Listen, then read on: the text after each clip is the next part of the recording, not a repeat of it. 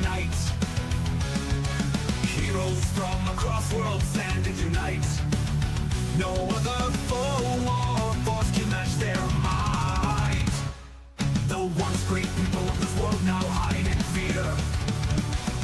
All chaos shaken by the power of sword and spear. The black-clad armies of the Dark One now draw near. But in the distance, the sergeant and the bear appear. Great heroes of past the law, no power has seen before. Wings spread far across the sky, marching across the great divide to save the world from deterioration, to end the age of annihilation. Great heroes of past the law, no power has seen before. Wings spread far across the sky, marching across the great divide to save the world from deterioration, to end the age of annihilation. Legions of Romans stand and let their arrows fly. The roaring of dragons and machines fills the sky. Secret agents and the generals they defy. Swarms of orcs and samurai raise their banners high. In the wake of death, only one man stands alone. The sergeant raises his sword, high silver shone. He condemns the chaos the war on his soul. He stands longing for the day he may return home. Great heroes of past and law, no power has seen before. Wings spread far across the sky, marching across the great divide to save the world from deterioration, to end the age of annihilation.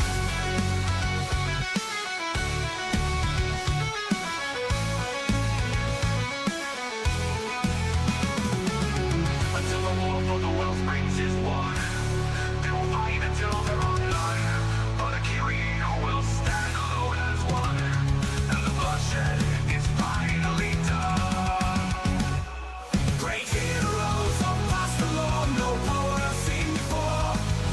We spread far across the sky, marching across the great divide to save the world from deterioration, to end the age of annihilation.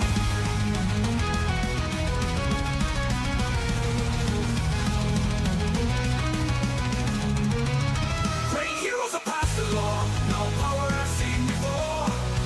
We spread far across the sky, marching across the great divide to save the world from deterioration, to end the age of annihilation, to end the age of annihilation, to end the age of annihilation, to end the age of annihilation,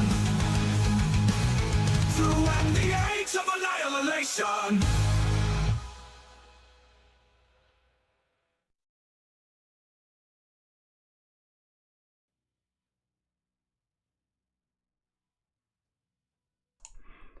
Welcome to ToV Live. It is Valhalla time. It is time once again to finish this incredible journey. I'd say, like, when you're listening to this on Spotify, it's going to be actually a two-part series out of 3 live streams. But this is the final bit, going through Thormun's Thunder tonight out of this like entire wave 6 of what Renegade announced a few weeks back of Renegade Heroscape.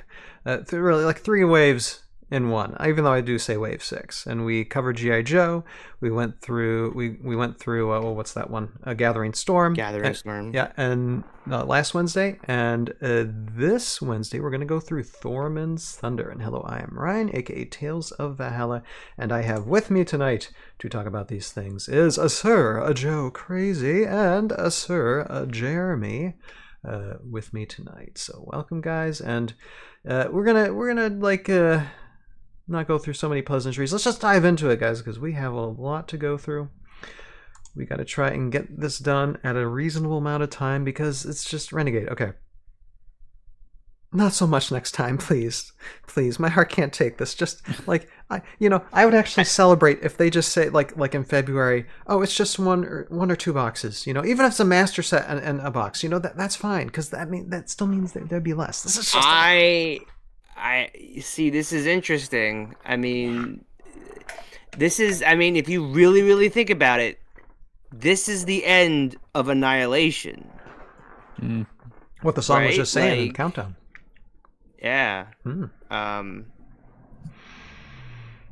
This is the next time we might be hearing about hints of what the next phase of Heroscape is gonna be like. Which is so crazy that we kind of like phase 1. Now we're gonna be in phase 2. Yeah. It's amazing. It's fascinating. And how War Pigment first in the Twitch chat. No one has commented on YouTube yet, but okay. There's our first YouTube comment. Justin saying, just got back from grocery shopping and about to enjoy some delicious Taco Bell. Well, I actually kind of had something earlier that was kind of like not from Taco Bell, but it was definitely tacos. So enjoy, and listen well. So let's get into Thormun's Thunder. And last Wednesday, we already did the Agent Car promo, so we don't have to worry about that. So we're just going to get right into Necrotech Reavers. Let's get into that bio. And I got to start the clock because we need to make sure we're not here for 4 hours. Okay, Necrotech Reavers. All right, look at them guys. All right, first we're going to read the lore. The news spread through the Isonek networks in an instant. The war was won. They were the last life forms remaining on the surface of Noxtorma.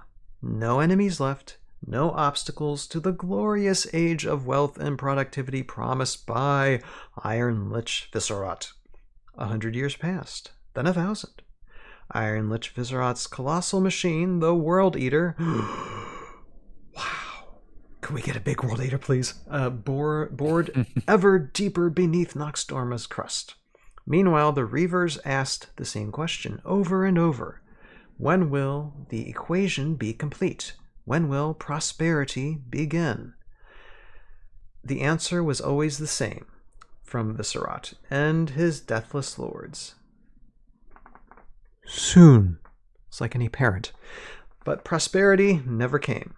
Instead of bountiful silene deposits and magnificent necrotech enhancements for every common soldier, there were cuts.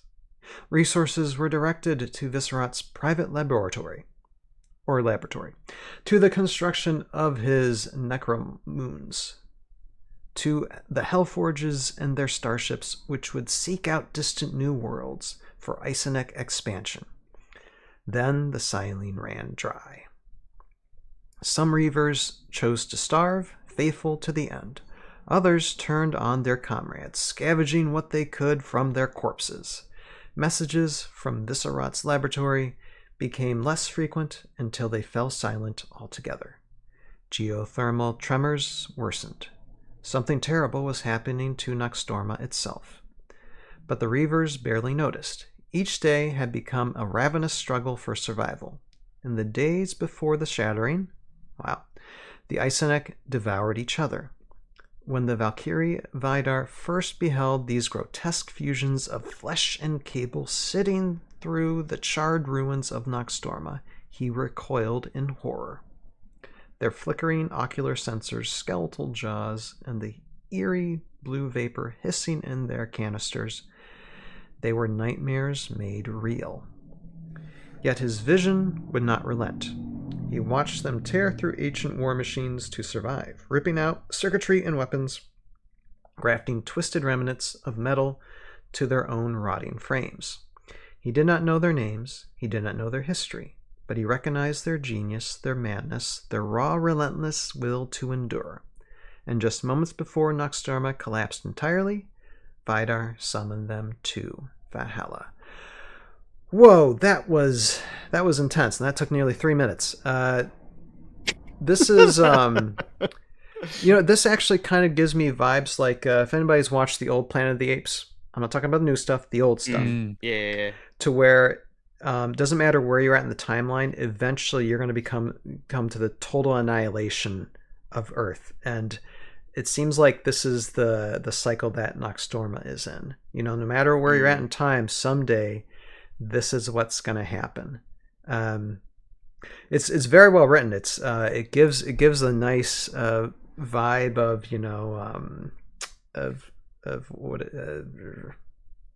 what's the term? I mean, I was gonna say that's pretty decent world building there. Annihilation, but Ragnarok. It's like their version of Ragnarok. Yep. So there isn't much classic Heroscape lore in this that it's tied to, just more new Heroscape, with the exception of Vidar. Jeremy, what are your thoughts on this, real quick, before we move on to the card? It's pretty good world building. I'm always excited to see because this was Dandelion's job. They got to work on this, and they also worked on the previous Ice Neck. So it's like you can you see the continuation of the lore being built between different Ice Neck options that we have. So yeah, it's really exciting to read it. And so these miniatures, they don't need the appendages on them. They're just basically one arm. They're trying to find something they can grab to use. That's why this particular set box can be used in multiple ways, which is really nice. It's a nice concept that they have. But Sure. one thing I was saying, though, there's two things in here: a world eater. What's that? And I want it now. And then what else? I think there was something else that was kind of named. I mean, Warpex is in the comments that I want a big drill set piece now. Yes. Is he talking about the Will Eater, or is there? I don't remember them mentioning a big drill. I thought there was one other name here. I'm trying to find it. The Necromoons. The Necromoon, yeah. It's like, I know I don't that's figured. just interesting. I don't know if you can make that into a unit, but it's just big stuff that could end everything, and that just seems kind of cool. But it's interesting how it's basically civilization that ends up destroying itself, because this is what the ultimate end to the race of all these furry woodland creatures who arm themselves. Basically, they become tied to this technology, and this is the end of that. Okay, wait, let's get to the card, because we're already 6 minutes into this and I haven't even read the card. Necrotech Reavers. Isonek Common Squad, so we get a Common Squad from them. Reaver, Merciless, Medium 5. Life of 1, Move of 5, Range of 1, Attack of 3, Defense of 4, 65 points. Necrotic Network. Before taking a turn with Necrotech Reavers, you may first take a turn with an Isonek hero you control. If that hero is unique, you may only activate one Necrotech Reaver.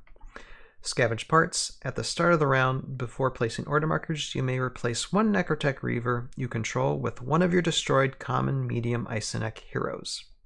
Okay, interesting. So they can kind of interchange on the battlefield as well. What are your thoughts, Joe?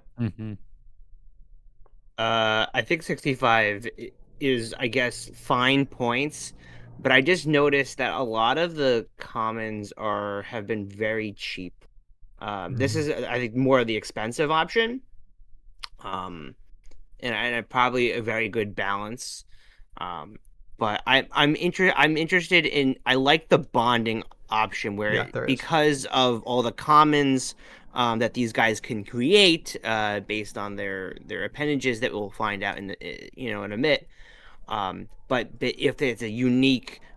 You can only activate one Necrotech Reaver, which is really neat. I just like that extra ruling to make the card a little bit more interesting than just, bond with something else. Mm-hmm. Right. So, Jeremy, what do you think of this card?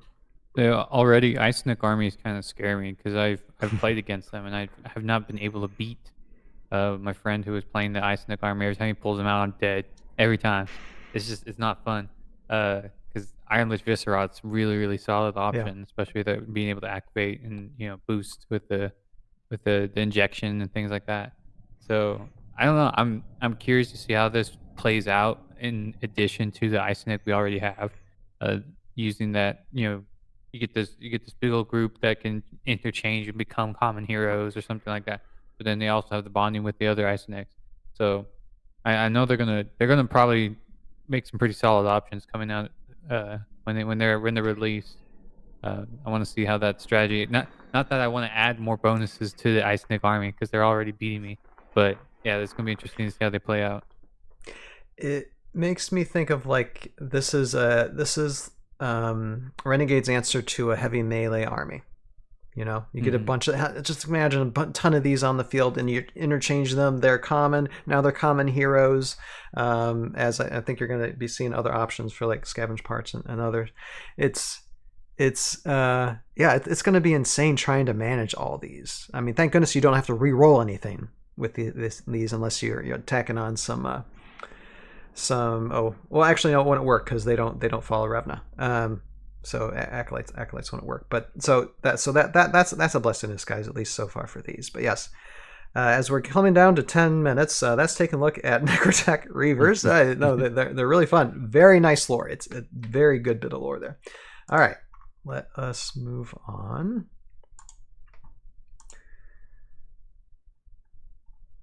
And get to the next ones. Okay, more Necrotech. Necrotech options here. Necrotech Ghast Blade. All right, let me get that one blade extension. All right, let's read this wall of text. The Reavers hear the call, echoing in their heads at night across the network that links them to their kin. Ironlich Viscerat has arrived on Valhalla, along with his bloodthirsty Lord of the Remnants, Scavareth. Deep in Revna's tunnels, the Icenik legions gather once more, singing work hymns of a prosperous future. Okay, we need a hymn book now. Need a hymn book. But the Reavers, remember, their minds aren't as clouded as those of the Icenik that starved in the days after the Shattering. I like how that's capitalized. Viscerat did not save them. They were not summoned to Valhalla by his claw, but by the Valkyrie. Some even recall being hunted by Scavareth in the debris fields of ruined Noxtorma, marked as the thieves for taking what the Iron Lich claimed as his. Ooh, so there's some rivalry there. Here, they no longer tear each other apart for a taste of Silene. Under Kirion's command, the Reavers are working to build something new, something that belongs to them alone. The gas blades are no exception. Their amazing circular saws once tore into former comrades to harvest precious components. Now those same saws cut steel and clear rubble, making way for Kirion's cities to rise. Somewhere deep in their design, there has always been a desire to build, to invent. It has been a long time since it was used for anything but war.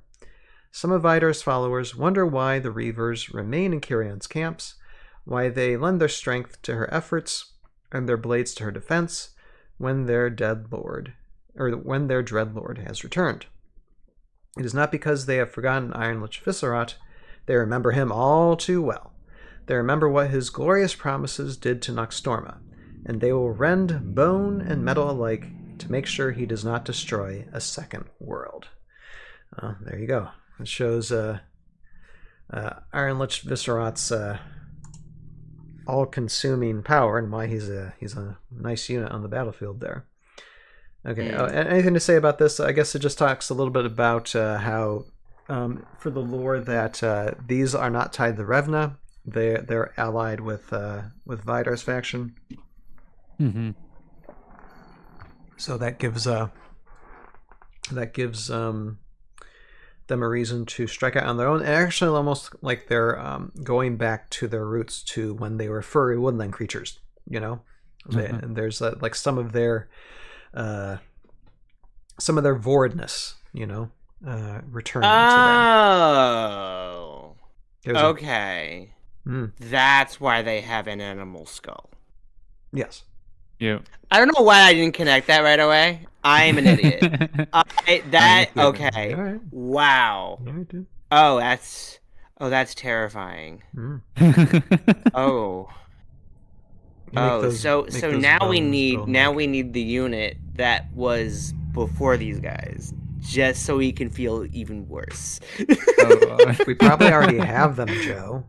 The furry woodland creatures we have are probably like these guys in the future. Maybe they're the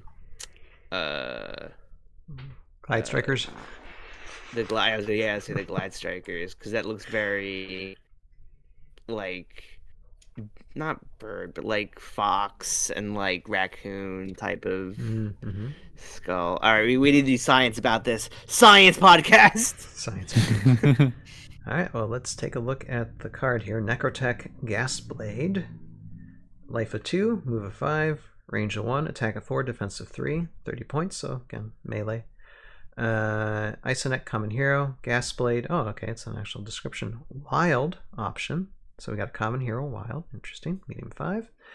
Has a Wild Spin special attack, range 1, attack 4. If a Necrotech Gasblade attacks with Wild Spin special attack, it must attack all adjacent figures. Okay. Even ones you are not engaged with. Roll each attack separately. So that means that means you can strike at Iron Lich, even though he's next to you, because you don't tend to be engaged with Iron Lich. He could just stride right over you. So he's not engaged. So he can strike at Iron Lich whether or not he's adjacent or not. So that's why. That's such an interesting wording. Mm-hmm. Oh, it's funny how I got that right away, but yeah, that's the only thing I can think of why that would make sense. So that's are there no other OG units with that type of power? Not because I'm familiar with some VC units that can do that. Little Hurricane, I think the Ogre Warhulk was it? Maybe a little bit, but I think you pay a price with the Warhulk. Monks have the spin to where they can attack people, spinning around. So it's almost I'm talking about the stride. What do they call it? Iron Lich's stride. You mean? Yeah. None of them like that. I don't think we've had anyone like that before. You had. I mean, going back all those years ago. It seems like the War Council, right? A bunch of people from the VC community. They came in and helped. So many powers that came out in VC are now officially powers in this game, and so I totally forgot that that particular power. Because I'm like, is there any other OG units that have that? And like, they don't, because that's a VC power that now the Iron Lich has, and hopefully future units that are so massive can have that power as well to climb over the units. So that type of wording didn't really need to exist beforehand. Right. So that's why, because I first read that, I'm like, what does that even mean? What do you mean not engaged with? Forgetting that power exists. That's so cool. And Justin in the chat is right. It also affects friendly figures too. That would be another thing. So you can't have any. Oh no, absolutely. Friends That's totally understandable. I get that. It's just it was the not engaged with. I'm like, how are you adjacent to something but not engaged with it? So very cool. Yeah. Very cool. Yeah, no, it's interesting. Jeremy, so when it comes to it's funny the interchangeability, but this guy is like 30 points, 2 life. Do you think worth it to get like a bunch of common heroes on your side that is just this figure just starts spinning around trying to melee everybody? Have heavy melee. Yeah. Unit. Definitely heavily melee. And it's interesting too, because I don't know if you know. What they did is that the arm is interchangeable, so like you have your common, and then if you want to turn that common into a gas blade, you snap on the saw onto a common squad member, and it becomes the new hero. So I think that's really cool. A really neat feature that Heroscape's never had before is these interchangeable parts. Because I mean, we always have to take wings apart and stuff like that, but like in the middle of battle, you're just like, all right, hang on, give me a second, I gotta put on my saw. I can already hear Ken being like, play faster, but you can't play faster because you have to sit there and snap on the thing. It's like, oh, it's not going in. Wait a second. From an anime perspective, these would be a lot of fun to use. You know, to have something interchangeable like this. I'm just interested to see. I'm sure they'll have like a brief segment of rules in the box explaining how it works, because do you have to put all cards, you know, at the beginning of the game saying that I might use this one eventually? You know, I wonder how that'll work with. Well, there's none of the cards specifically say that you can do it mid-game. So I presume that you just an order marker. Yeah, so when you build an army, like you're gonna say that you're gonna take 2 gas blades, you're gonna take 3 squads of reavers. Okay. Right? So like you should already have those characters already pre-prepped, with their arms already attached. And I love the way that they've constructed the hit marker. Just to show every single variation of the reaver with the gas blade arm. It is genius. It looks so clean.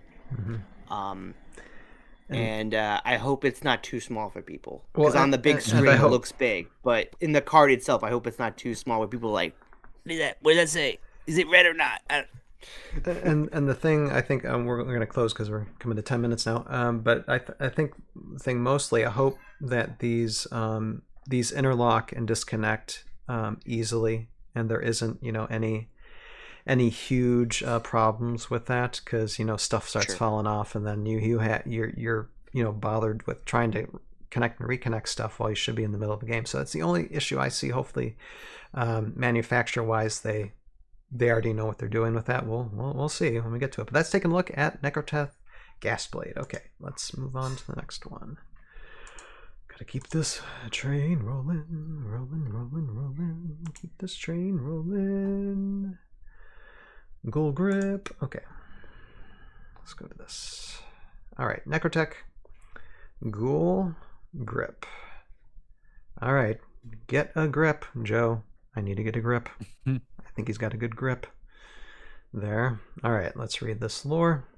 Necroteth Ghoul Grips come in as many shapes and sizes as there are arms to reclaim.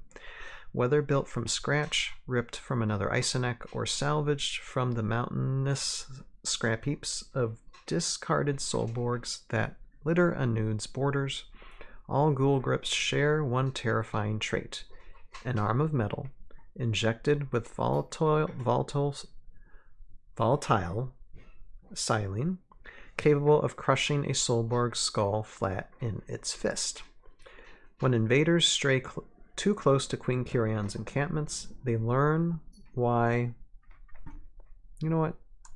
I should have done that the whole time. I forgot to do that. Apologies.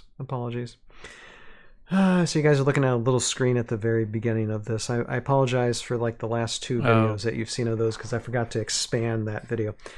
Alright, anyway, moving on. They learn why Ghoul Grips are feared for their brutal grasp, pinning targets in place while the flaming plasma arcs of the guest fires rain down from the night sky. For those willing to look past the skeletal remains entwined in their coiled metal limbs, Ghoul Grips offer immense utility. Their strength allows them to carry 50 times what a Kiri can without flinching, making them indispensable for transporting the materials needed to build Kirion's growing fortresses. They are often seen near her camps and packs, scouring the rusting hills of Anude's battlefields. Decrepit tech and shattered weaponry are torn from the earth and hauled back to Kirion's forge for reclamation and reuse. Even Kirion's Soulborg allies have learned to keep their distance. More than one who wandered too close has been mistaken for scrap and ripped apart in an instant. How lovely. So it just basically describes this. I like the big hand. That is a big hand. That's deadly. Yeah. Anyway, okay. So that's nice little bit of lore for it. Let's get into the card. Vidar Necrotech Ghoul Grip. Life of 2, move of 5, range of 1, attack of 3, defense of 4, 30 points. Isonek Common Hero, Ghoul Grip, Menacing, medium 5. Cyberclaw. Okay, Cyberclaw. Small and medium figures engaged with Necrocheck My Ghoul Grip favorite. cannot move or be moved by any special power or glyphs. And this is a familiar one. So now we have a Renegade unit that has Cyberclaw. Melee defense. A Necrocheck Ghoul Grip adds 1 to its defense value when attacked with a normal attack by an adjacent figure. So this is kind of like the unit that holds your holds whatever enemies in place. Glatrons or Yep. X-17. Yep. Yep. I do wish, because of how massive that claw is, that it included large as well.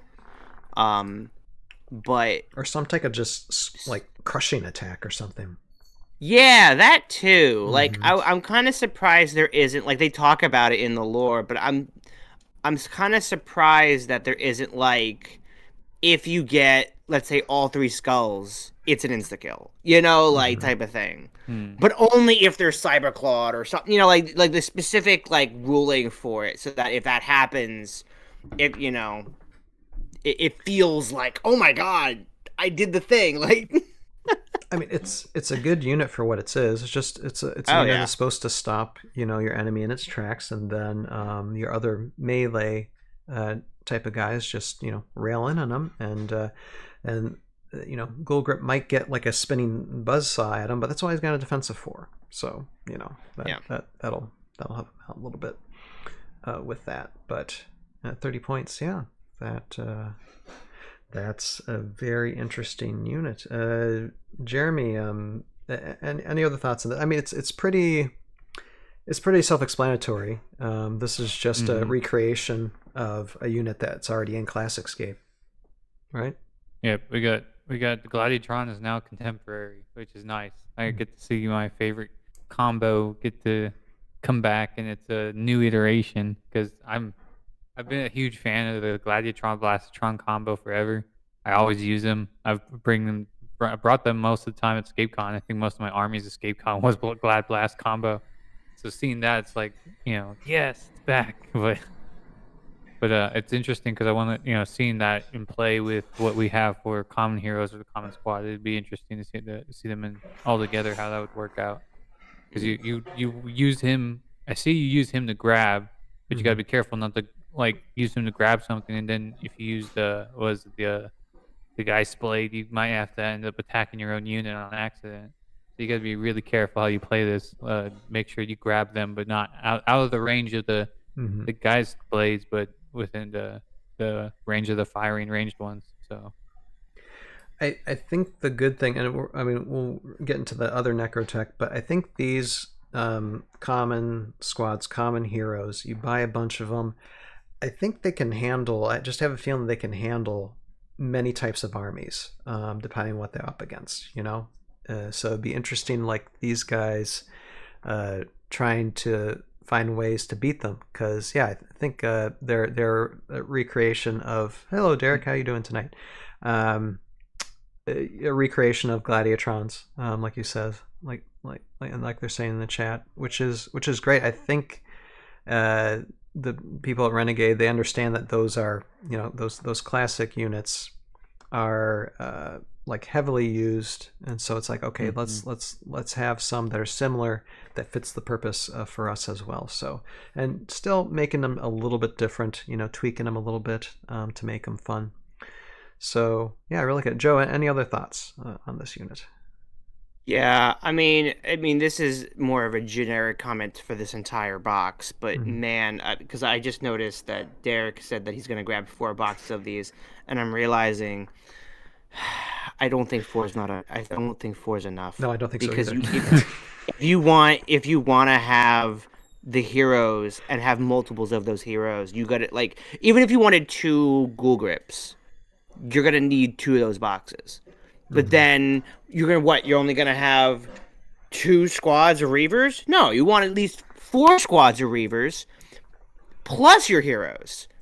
So I don't know how many boxes you actually need here. You're gonna have to talk to Vidor43 and ask him how many boxes he's getting, so we can all have a set goal.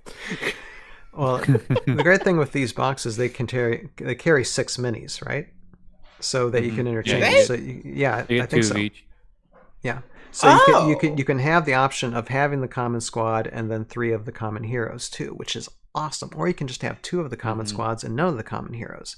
So there is that. It's a great box. You know, it's a great if you just wanted to go primarily these Necrotech uh, commons and common heroes and get nothing else.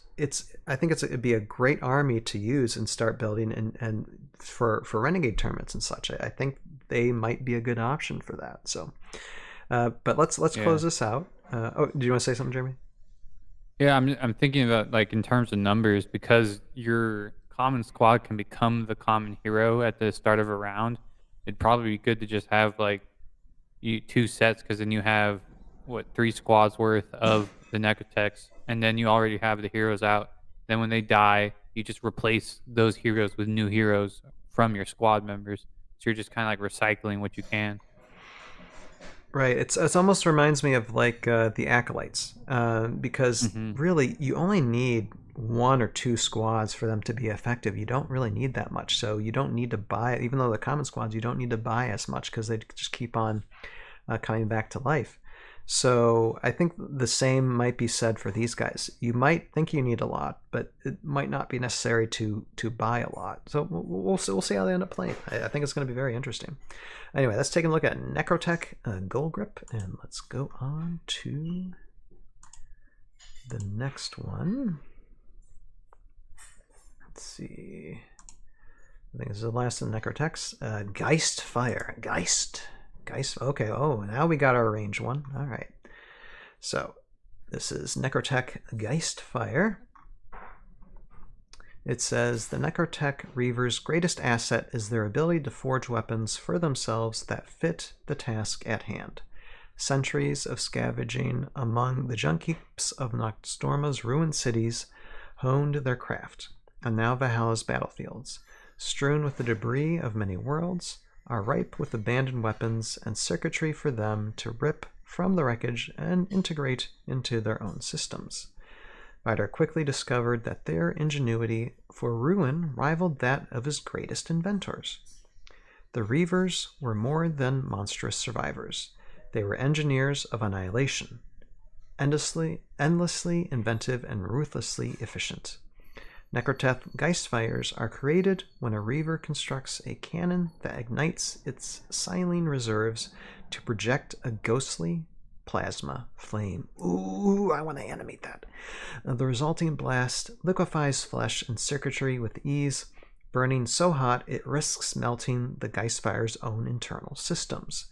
Their destructive potential comes at a deadly cost. Ooh. But the Reavers embrace it without hesitation. I got the feeling of like sacrificial sting almost. The Isonek who remain Mm. in service under the banner of Queen Carrion and Anund have proven invaluable to our efforts both to secure the region and harness its resources. The Geistfire's Inferno is as useful in wielding together the steel panels of her rising cities as it is in repelling would-be invaders. Whether building or destroying, the Geistfire's purpose remains the same: to endure by any means necessary, salvaging, reshaping, and surviving through sheer force of will. And there that gun. So yeah, that explains a lot. So, and I'm making some guesses. Let's see what this is about here in the card. Okay, Necrotech Geistfire, life of 2, move of 5, range of 6, not bad.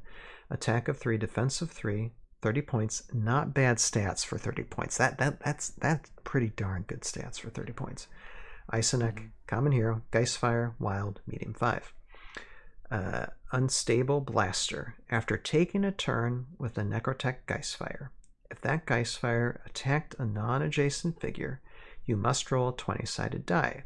If you roll a 1 through 5, that Geistfire receives a wound. Okay, so not exactly sacrificial sting. Actually, that's not bad. So after taking a turn, if you attack the non-adjacent figure, so basically if you used your gun, range of 6, you got to roll a 20-sided die. And if you roll a 1 or 5, so that's a 25% chance, basically, of wounding yourself. Yeah. So you can fire at range, but do But with you? the risk. Yeah, there's a slight risk. And what are your chances of actually you getting a 1 or a 5 every darn time? See, What do you you at think, least you Joe? still get a chance to live, though. Yeah. You know what? You know what this is, and I Mm-hmm. don't think you do. Mm. Jeremy, do you know what this is? Hmm. This is Plasma Surge. The Havoc Eradicators have Oh. Plasma Surge. Oh, is this VC? Yeah, Okay. Yeah. I'm not familiar with those. yeah. A 1 through 6, because Plasma Surge is after attacking a non-adjacent figure with a Havoc Eradicator you control, you must roll the 20-sided die. If you roll 1 through 6, destroy that Havoc Eradicator. If you roll 7 through 17, that Havoc Eradicator is safe.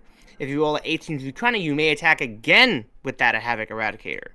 So it's a little bit more there for Plasma Surge, but for the Geistfire, being able to still have that risk of, hey, you can attack. You still get the attack off and possibly get the kill or get the wound, but if you roll through 1 through 5, which actually is a little bit less than the 1 than 6 range, you get a wound and you still get to live. With that Geistfire.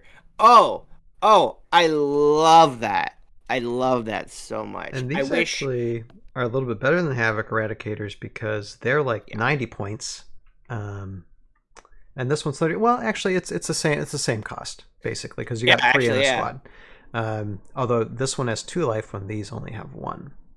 So Yeah. there's So it's a some little give bit and take. better, but with that extra where you can't do it again. Mhm. And also it's only 1 attack per opposed to 3 at a time. Mhm. Unless you got 3 of these so- guys.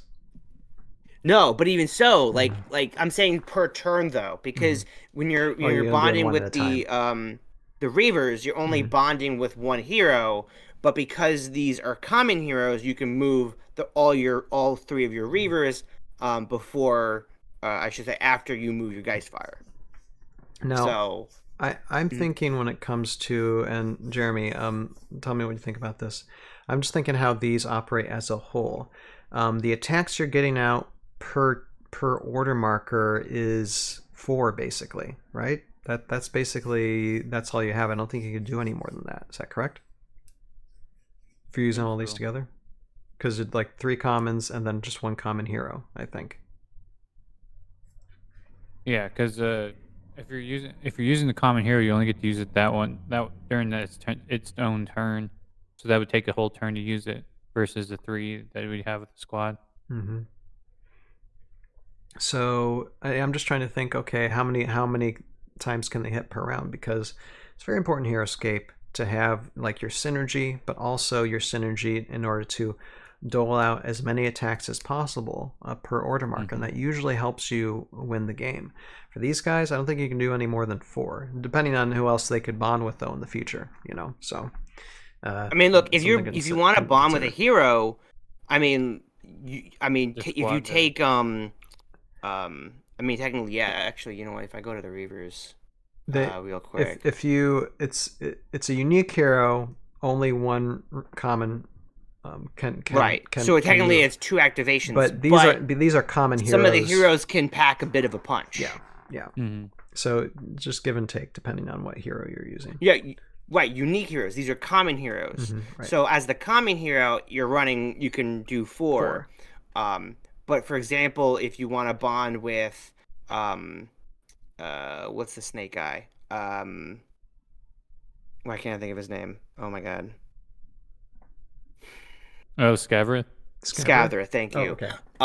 You kind of get 2 attacks in the one because if you could do the order marker shenanigans, to move and attack again, and so you can probably get a bunch of attacks with Scathereth. Yeah, I wonder how Hellforge would work with these guys actually. Yeah, to test these out, that's actually kind of interesting. Yeah, they're not considered Slowborgs, so you wouldn't get the bonus from chewing them up, but not that you would want to, but that could be pretty fun too. Yeah, it's interesting, and I like how and some people might say, there's less words. It's not like a wall of text. For these, pretty self-explanatory. The bounty is very Yeah. interesting. It's gonna be an interesting box to play around with, not just the combining synergies of just the miniatures in the box themselves, but what else they can work with as well. So overall, it's a very interesting bit of unit. But we are out of time, so we're going to close down for Necroteth, Geistfire, and this basically box of these new Isonek units that are loyal to Vidar now. Very, very interesting. Very, very interesting units. All right. Now, let us go. Let's see here. I mean, I don't want to take away your ability to read, but you have read 4 in a row. Oh, I'm good. But I'm good. these are the score dire. I know, these are my Yeah. guys. Yeah, coming up, let's go there next. Yep. I don't. I'm gonna do it. I was I'm gonna do it.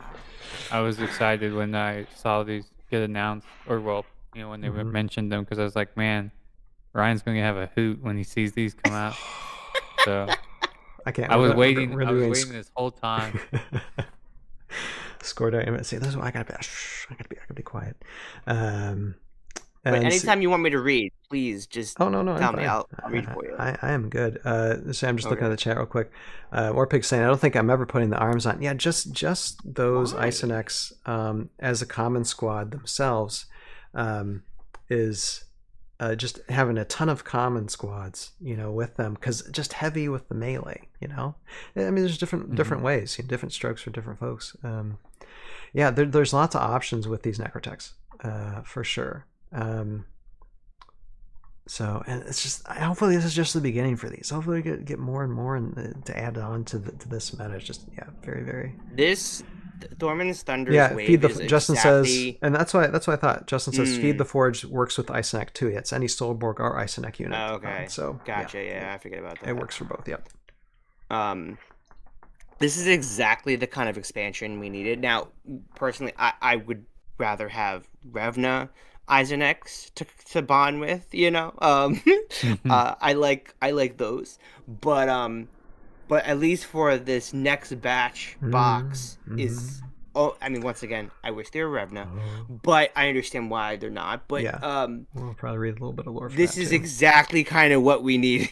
And the cool thing is too, I think out of all the boxes, this, like, unpainted is the cheapest box you can buy. I think out of all of Wave 6. Interesting. I think for $45, you can get these unpainted, these bugs. So Interesting, yeah. Yeah, let's get to them, or at least one of the cheapest. So a Score Dire Infantry. Let's go. All right. Yeah. Okay. Wall text. Here we go. From the resplendent balcony of Einar's throne room, Kato Katsuro watches the parade. He composed every note of this martial symphony himself, a military masterpiece carefully calibrated to instill pride in Einar's subjects and strike fear in the hearts of his enemies. First to march through the Karamun and unto the parade grounds are Einar's exalted samurai. The courtyard echoes with the thunder of hooves and the rhythmic tramp of feet as Einar's mightiest human warriors take the square. Despite the grandeur of the spectacle, Katsuro allows a flicker of a frown to crease on his face. In the old days, he could have filled the entire courtyard with thousands of samurai. Now they number but a few hundred. Oh wow. The tip of a spear thrust into battle time and time again. His reverie breaks as a legion of gold-masked Kiri, alive from the sky, alighting on parapets and crenulations. My goodness, the vocabulary in these things, in eerie silence. They stand motionless, twin swords crossed over bronze chests, still as statues. Next come the Ashigaru foot soldiers, thousands of them, yaris leveled, Tengashima gleaming. Once Katsuro would have called their drilled precision immaculate, but that was before he beheld the Score Dire. He has saved Einar's newest host for the crescendo. As the samurai and Ashiguro pass beyond the far gates, the square begins to fill with Scoredire infantry. They glint in the summer sun, emerald exoskeletons gleaming beneath hammered bronze breastplates. Rank after serried rank pours forth, each step synchronized, each movement replicated with mechanical exactness. They march in perfect unison. Skip the word. As perfection no human host could hope to replicate, even with 10 lifetimes to drill. The parade grounds are swiftly overrun, but the Scoredire just keep coming. Tens of thousands strong, an unstoppable tide of insectile automatons. Katsuro gives his soldiery one final salute and turns away. His heart is glad to see such a mighty host of Einar's command, but he has to wonder, what place does mankind have in this new Imperium? Okay. Actually, that's why Einar wanted them. One thing I'm thinking of when I was reading that, so are we going to get a new queen? Like a gold Einar queen? I want a gold Einar queen, guys. If Maladrex is the runt, what would a non-runt look like? I'm just saying. What's their queen look like? What's their queen look like? We want to know. Oh, that would be so fun. Yeah. Okay. And one that actually fits on the battlefield. I'm willing to change loyalties. I certainly am. One that actually can bond with like a samurai ninja too. That would be great. Oh my god. Derek's asking who wrote that bio. Jeremy. That was Alex. Okay. Sweet. Okay. Sweet. Yeah. All right. We're gonna have to just let him know to maybe like cool it with the big words there. my tiny brain can't handle it. I'm exploding. Yeah. I have to go get a thesaurus dictionary. Okay. Well, we got a wall of text here, so let's read it. Scoredire infantry, Scoredire common squad, soldier, discipline, medium 4, life of 1, move of 5, range of 1, attack of 2, defense of 3, 45 points. Pheromone coordination. Before taking a turn with Scoredire infantry, you may take turns with up to 2 Scoredire or insect common heroes you control with different names, or 1 Scoredire or insect unique hero you control. Teaming. So you could use Queen Mao, or you can use what's the other one that I need to get? The name escapes me at the moment. Yeah. But you know what one I'm talking about. Yeah. So you got bonding there basically. Chat will let me know. Someone will write in the chat who I'm talking about. The two other the one that's the Hive Lord and then the Bug Ball. Oh yeah, Ball of Bugs too. Yeah, well that's Phalanx, yeah. Oh yeah, we can use the Phalanx with these, yeah. Teaming. After a Scoredire infantry figure you control is destroyed by a normal attack from an enemy figure, you may move 1 unengaged common Scoredire or insect figure you control up to 5 spaces, even if all your Scoredire soldiers are destroyed. Cool. Just a little bit of more synergies there. Indirect. Insectoid Swarm. When a Scoredire infantry attacks a figure engaged with at least 2 other Scoredire or insect figures you control, add 1 to its attack value. So there's a little bit of a boost when you're swarming. And I get the feeling like bees, swarming a bit, which is Sujua. Sujua. There you go. You could bring the Sujua. Wasp, yeah. Wasp, yep. But I was thinking of another Scoredire, actually, a hero. That I was thinking. What is it? I can't believe I'm forgetting the name of it. But yeah, nice common. Looking for these are soldiers as well, so that's cool. Yeah, there's some options for soldiers there as well. 45 points is way too cheap. At least in Delta, they're going up. It brings at least 65 or 70. Like armies to the max because, like now I'm thinking of all the C3V like insect options you have. Even teaming helps with like some C3V, just common insect heroes too. Thraxus. You can take 2 or 3 squads of these guys and the bees, and you're good army. Thank you, Omni Risible. Thraxus Dragoon. There you go. That's what I was thinking. Right. That's it. There you go. There you go. Jeremy. Jeremy, what do you think of these guys? I'm in love. Yeah, don't say anything bad about them. I'm in love.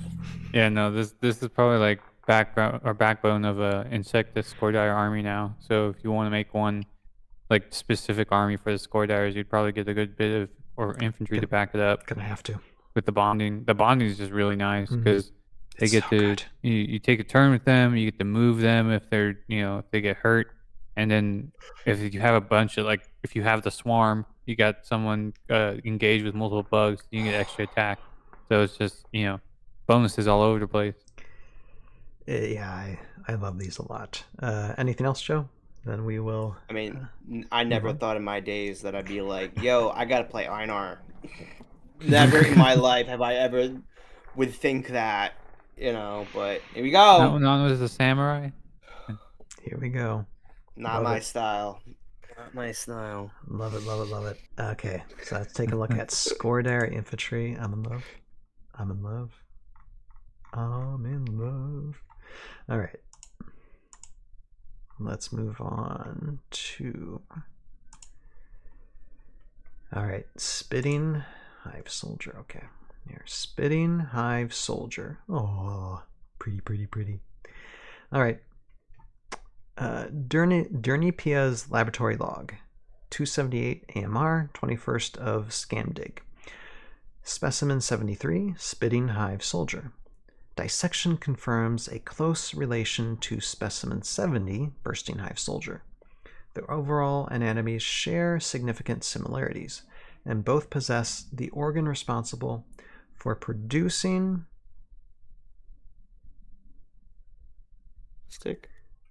caustic orange bile. However, this creature contains far less of the substantial. In composition, it has been given the ability to project the bile at range. Once adhered to an enemy's flesh or armor, the compound is capable of dissolving both organic and metallic matter over the course of several minutes, with equal potency. My medical medics report that, unlike Specimen 70, these creatures do not exhibit a complete disregard for self-preservation. Instead, they operate behind the front lines, making high-priority enemy targets with their corrosive acid. This appears to provide a signal to the Scoredire infantry, directing them to swarm those weakened foes first. Number 1. By our measurement, this creature held approximately 1 rootlet of acid. You know what this reminds me of? What's the movie? Oh no, I forget it. It'll come to me. It'll come to anything me. But aliens? Alien There's something bugs. else that you're referring to? There's a movie with alien bugs, and now I totally forget what the movie is called. She'll come Starship Troopers? There you go, Starship Troopers. Yeah, that's what I was thinking. I know. Yeah. I'm not. My brain's not clicking tonight when I'm trying. I remember things. I don't remember the names. Yeah, I like that. Like, is this a real measurement? Redundant? It's Jill, it is. These are interesting words. Jill. These are interesting. Is where's this log entry a coming measurement from? thing? Is this coming from Einar, or is it coming from their planet? It's a measurement. I don't know what. Hopefully, when we get the lore book, we'll know more about what this is about. Because I'm just saying words. I have no idea what they mean. But okay, Einar, Spitting Hive Soldier, life of 1, move of 4, range of 4. Okay, so it's a really tiny. Because I was hoping if it's tame, that it's going to be behind enemy lines. Then it's got to have a long range. This isn't really a long range. Attack of 2, defense of 3, 30 points. So it's not bad for 30 points. It could be better, but it's not bad. Scoredire, common hero, soldier, discipline, medium 4. Corrosive bile. After a Spitting Hive Soldier attacks a figure or destructible object, cool, that figure or destructible object reduces its defense value by 1 until the next time any player reveals an order marker. Ah, that's interesting. A weakening of a shield, basically. That's something new. That's something new. Besides that, though, unfortunately, I'm not all that really impressed with this. And I'm saying that, and I love Scoredire. Yeah. I don't know. It just, for me, I expected something a little bit more. What do you think, Joe? Yeah, no, I feel the same way. Like, I mean, I feel like corrosive bile would be more damaging, opposed to like, oh, it just weakens your defense. Until, I mean, look, I think it's a cool power. I just think with that description that we just read, the bio, and then the wording of corrosive bile, I want like spitting acid attacks. Like it should just be like one big attack. It's a kind of like an explosion, and it does, you have to put like a marker on their card, a green marker or something, saying, "Hey, now you're acid," so like you have to find a way to, like, after the end of the round you take it off or something. But like after every turn you take a wound or something. Something like crazy like that. Obviously that seems really overpowered, but Still you be know a what lot I'm of saying? fun. Like something in that Yeah. vein of power we were looking for. Maybe yeah. we'll get something that's bigger. Maybe instead of a common hero, we get a unique hero that's one of the, like a bigger fellow that totally will just destroy, like area of effect, attack, something in the future. But Jeremy, here's a question for you though. I think though the strategy to use these guys is that you fire at somebody and then you swarm them with your common squads, and basically with one less defense dice you take them out. So I think that's basically the way to use this. What do you think? Yeah, I definitely think that's the way you're probably going to want to go, is use the pheromone bonding to get Spitting Hive Soldier to attack first, and then when the character that you've targeted has one defense less, because it says if they attack, it doesn't say if they wound. That's a really important thing here. So even if you miss the attack from the Spitting Hive Soldier, if it doesn't do any damage, the character that got targeted still has to roll one fewer defense die. And So now it doesn't you matter get if you to wound them or activate not. yeah. That And makes now sense. you get to activate pheromone coordination, and then you take out what you can with the 30 squad members. So it's a pretty interesting combo there. Like it might find some, it might do some damage. You never know. Just that small little chance to lower defense. It's a good point. So now I'm falling back in love again.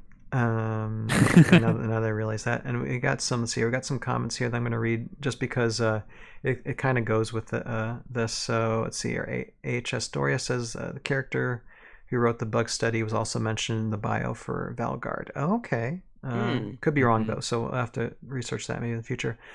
Derek's saying a rundlet was an archaic British unit of liquid measure, typically around 15 imperial gallons, 68 liters, and also refers to a small cask or barrel.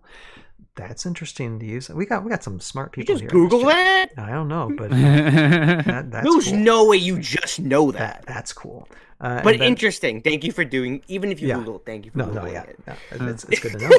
And then Daniel, Very interesting. Daniel, I know I kind of fell in love, but now I fell in love with Ken. I realized I'm like, okay, this is to use to bond with the common squad. So yeah, totally get it now. So that's taking a look at the Spitting Hive Soldier, and I fell out of love for a second, but now I'm back in love again.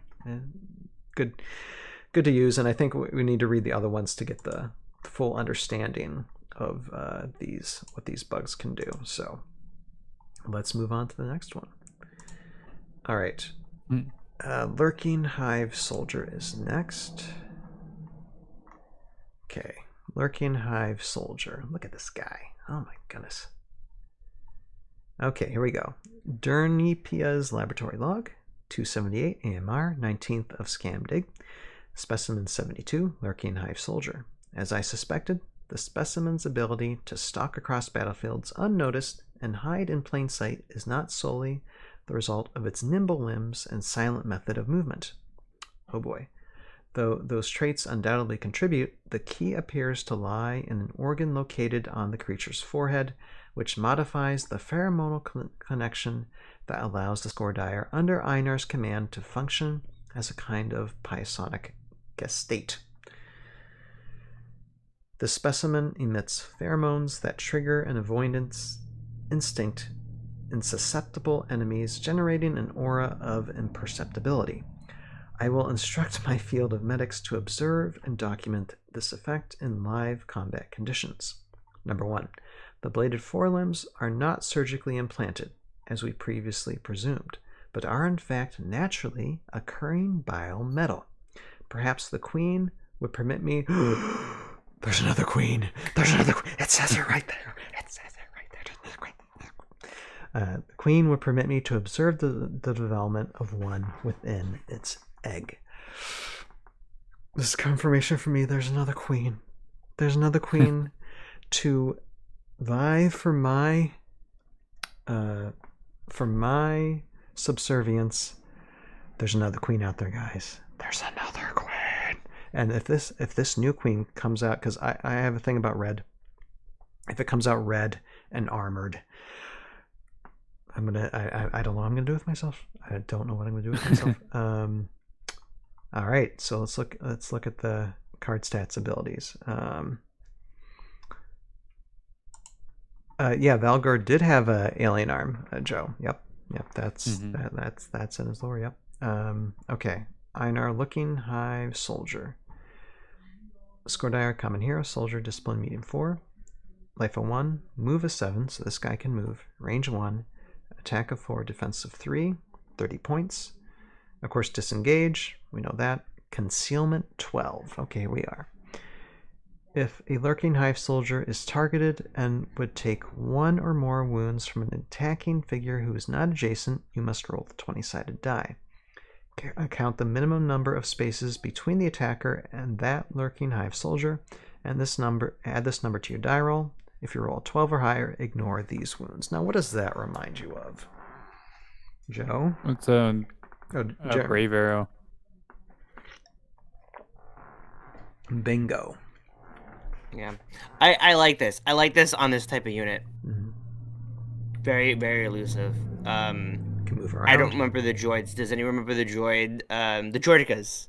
That's it. This reminds me. It looks like a Droidica from Star Wars. Actually, Derek, I was looking for the word fealty, and like I said, words aren't sticking with me tonight. So yes, fealty. Fealty is the word. You got it. You got it.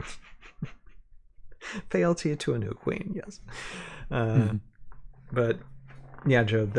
This is attack of 4 and move of 7. You can get height. That's an attack of 5 right away. So you can position this guy to really do.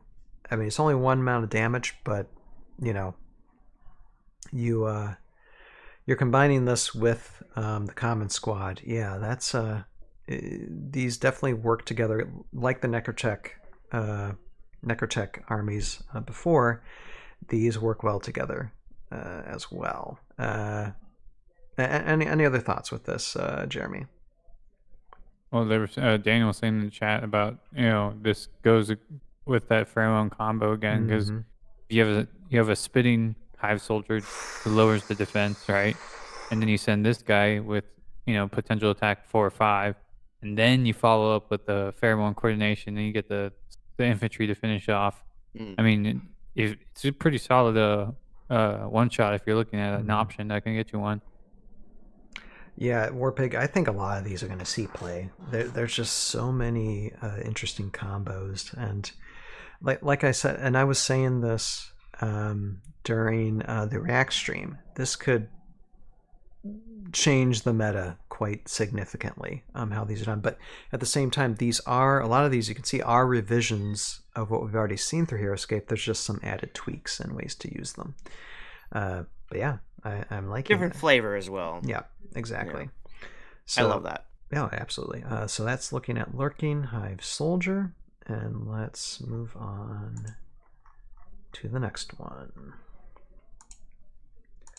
Oh, please let there be another queen, and just make it different than Maladrix, but still something very unique that you can use it, and just 2 queens facing off against each other. Oh, I want want to see it. I want to see it, all of it. Oh.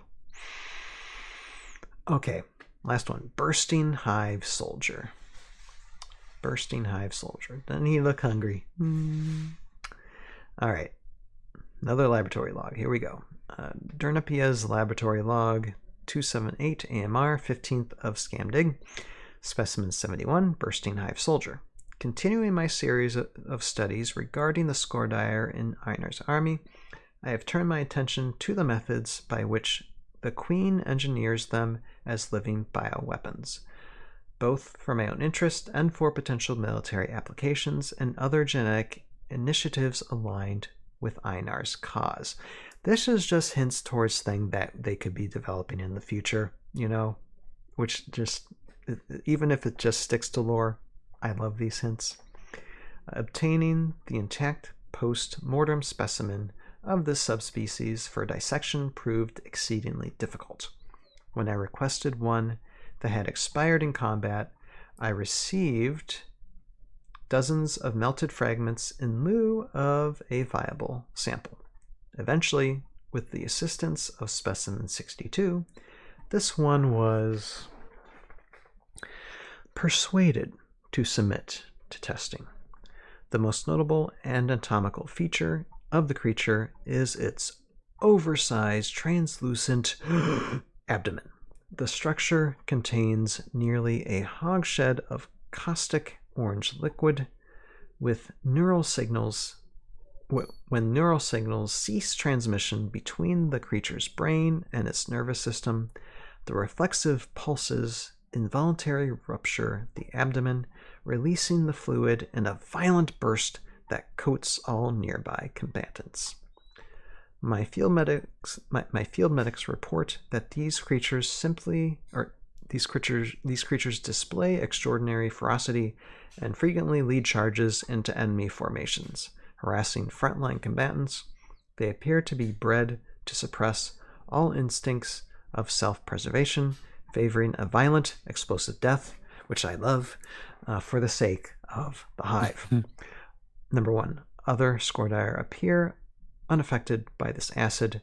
Their natural defenses may offer insights for shielding Einar's other soldiers from the acid's effects. Further research required. I don't know what to do with myself. Oh my goodness. I mean, Ryan, it is very possible that we might get Roman Legionnaires at some point that have upgraded shields of acid defense. So, something that I constantly now have to think about. Here we go. As long as they have Warlord bonding, I'm happy. But, yes. I want another queen. Bursting Hive Soldier. Card. Okay. Skordire common here. Soldier discipline medium 4. Life of 1. Move a 6. So this one can move a little bit too. Range of 1. Attack of 2. Defense of 4. 30 points. Derek says, Hogshed, I know without Google. That's about 63 gallons. I did construction at a brewery and learned that. Okay, that's interesting. Yeah, these words that I'm really losing, not my voice, just my ability to think in my head, because these are just, it's not that they're wordy, it's just there's a lot of like words you got to think about before reading it. Okay, Acid Sacs 9. If a Bursting Hive Soldier receives enough wounds to be destroyed by a normal attack or leaving engagement attack, so that means walk away from who you're engaged with. Like, just do it. Before destroying that soldier, now this is Sacrificial Sting. Roll the 20-sided die once for each adjacent figure that is not a Skordire. If you roll a 9 or higher, that figure receives 1 wound. So 50, less, actually more. It's like 53% chance, I think? 50 or 55. Something like that. It's more than a 50% chance that a figure is going to get a wound. Nice. A Coward's Reward. A Bursting Hive Soldier rolls 1 additional die when making a leaving engagement attack. So what does that mean? You mean additional die for him? So that way No, he's got a greater chance of destroying himself. Right. So if you're if you're leaving an engagement, you usually roll 1 die, right? Right. Ryan. But this dude So will now you're rolling 2. 2 for himself Mm-hmm. to ensure that he dies and explodes on everybody. No, it's the other way around. You're rolling 2 against whoever's trying to pull away from you. Oh, you're rolling 2 against whoever. No Okay. one's. But are you sure? Yeah, because Okay. it says when making a leaving engagement attack. So if someone tries to leave engagement with the bursting hive soldier, you get to roll 2 dice instead of 1. Okay. Yeah, you're No, trying I to get it working. prevent. You're trying to prevent Them the from enemy leaving. from leaving the engagement. Like it's Okay. too fearful for them to leave. Okay, So you have that's to fine stay too. with the engagement so that if they keep attacking, it will destroy and then explode. Okay, right. Okay, a bursting hive soldier rolls the additional die. But then it also says when making a leave an engagement attack. So I thought that's why, because it wouldn't say when an opponent is making a leave an engagement attack. Yeah, Well, no, because you don't. Oh no, when They don't make the leaving engagement. Oh, you right, make right. The leaving. It's making They're the leave- leaving the okay. engagement, so you get the Gotcha, attack gotcha. die normally, right? But now you're rolling 2 die opposed to 1. Now I fully understand. Okay. There you go. He That- gets it. Yeah, I get it. Okay.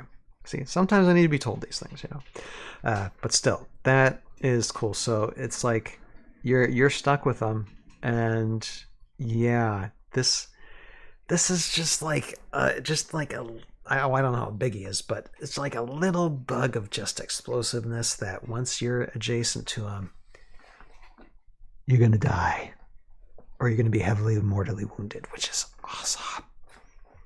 I love it. Yeah, I mean, this is supposed to take out lots of squads. Yeah. So, unfortunately, figures that are, if you're fighting another Skordire army, these guys are useless. But maybe possibly against my Morrow army, Ryan. Well, I don't know. I mean, if you're going up against Queen Maladrix, you can blow up Queen Maladrix, right? That's acceptable. No, she's a Skordire. Oh, that is not a Skordire. Okay, so it doesn't affect. Yeah. Oh yeah, because I didn't read my own. Because in reading. the bio, Right. they were saying Yeah. that they, yeah. So you can't use it against the Queen. Okay. All right, No. that makes sense. All right.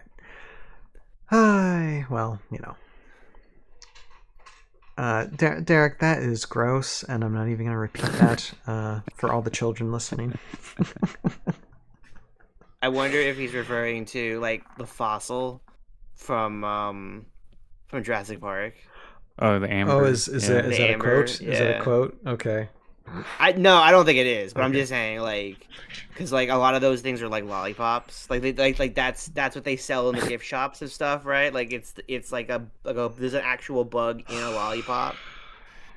Well, this is Well, a yeah. bug that's obviously eating too much jalapenos, as what was said earlier in the chat. Don't think I'm looking at that Oh, chat. I am. that's I funny. just can't read everything in the chat. Is that big me a bursting hive soldier? That's the spicy meatball. Now that is a movie quote. Anybody know where that from? Hmm? That I don't remember.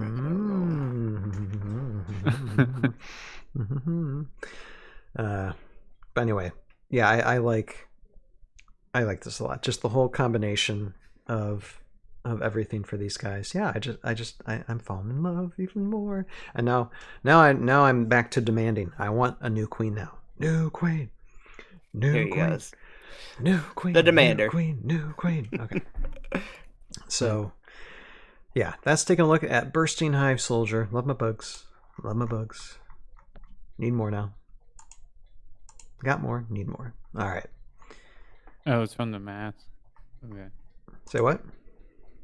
You were quoting the mask. The Mask. Exactly, Derek. You got it.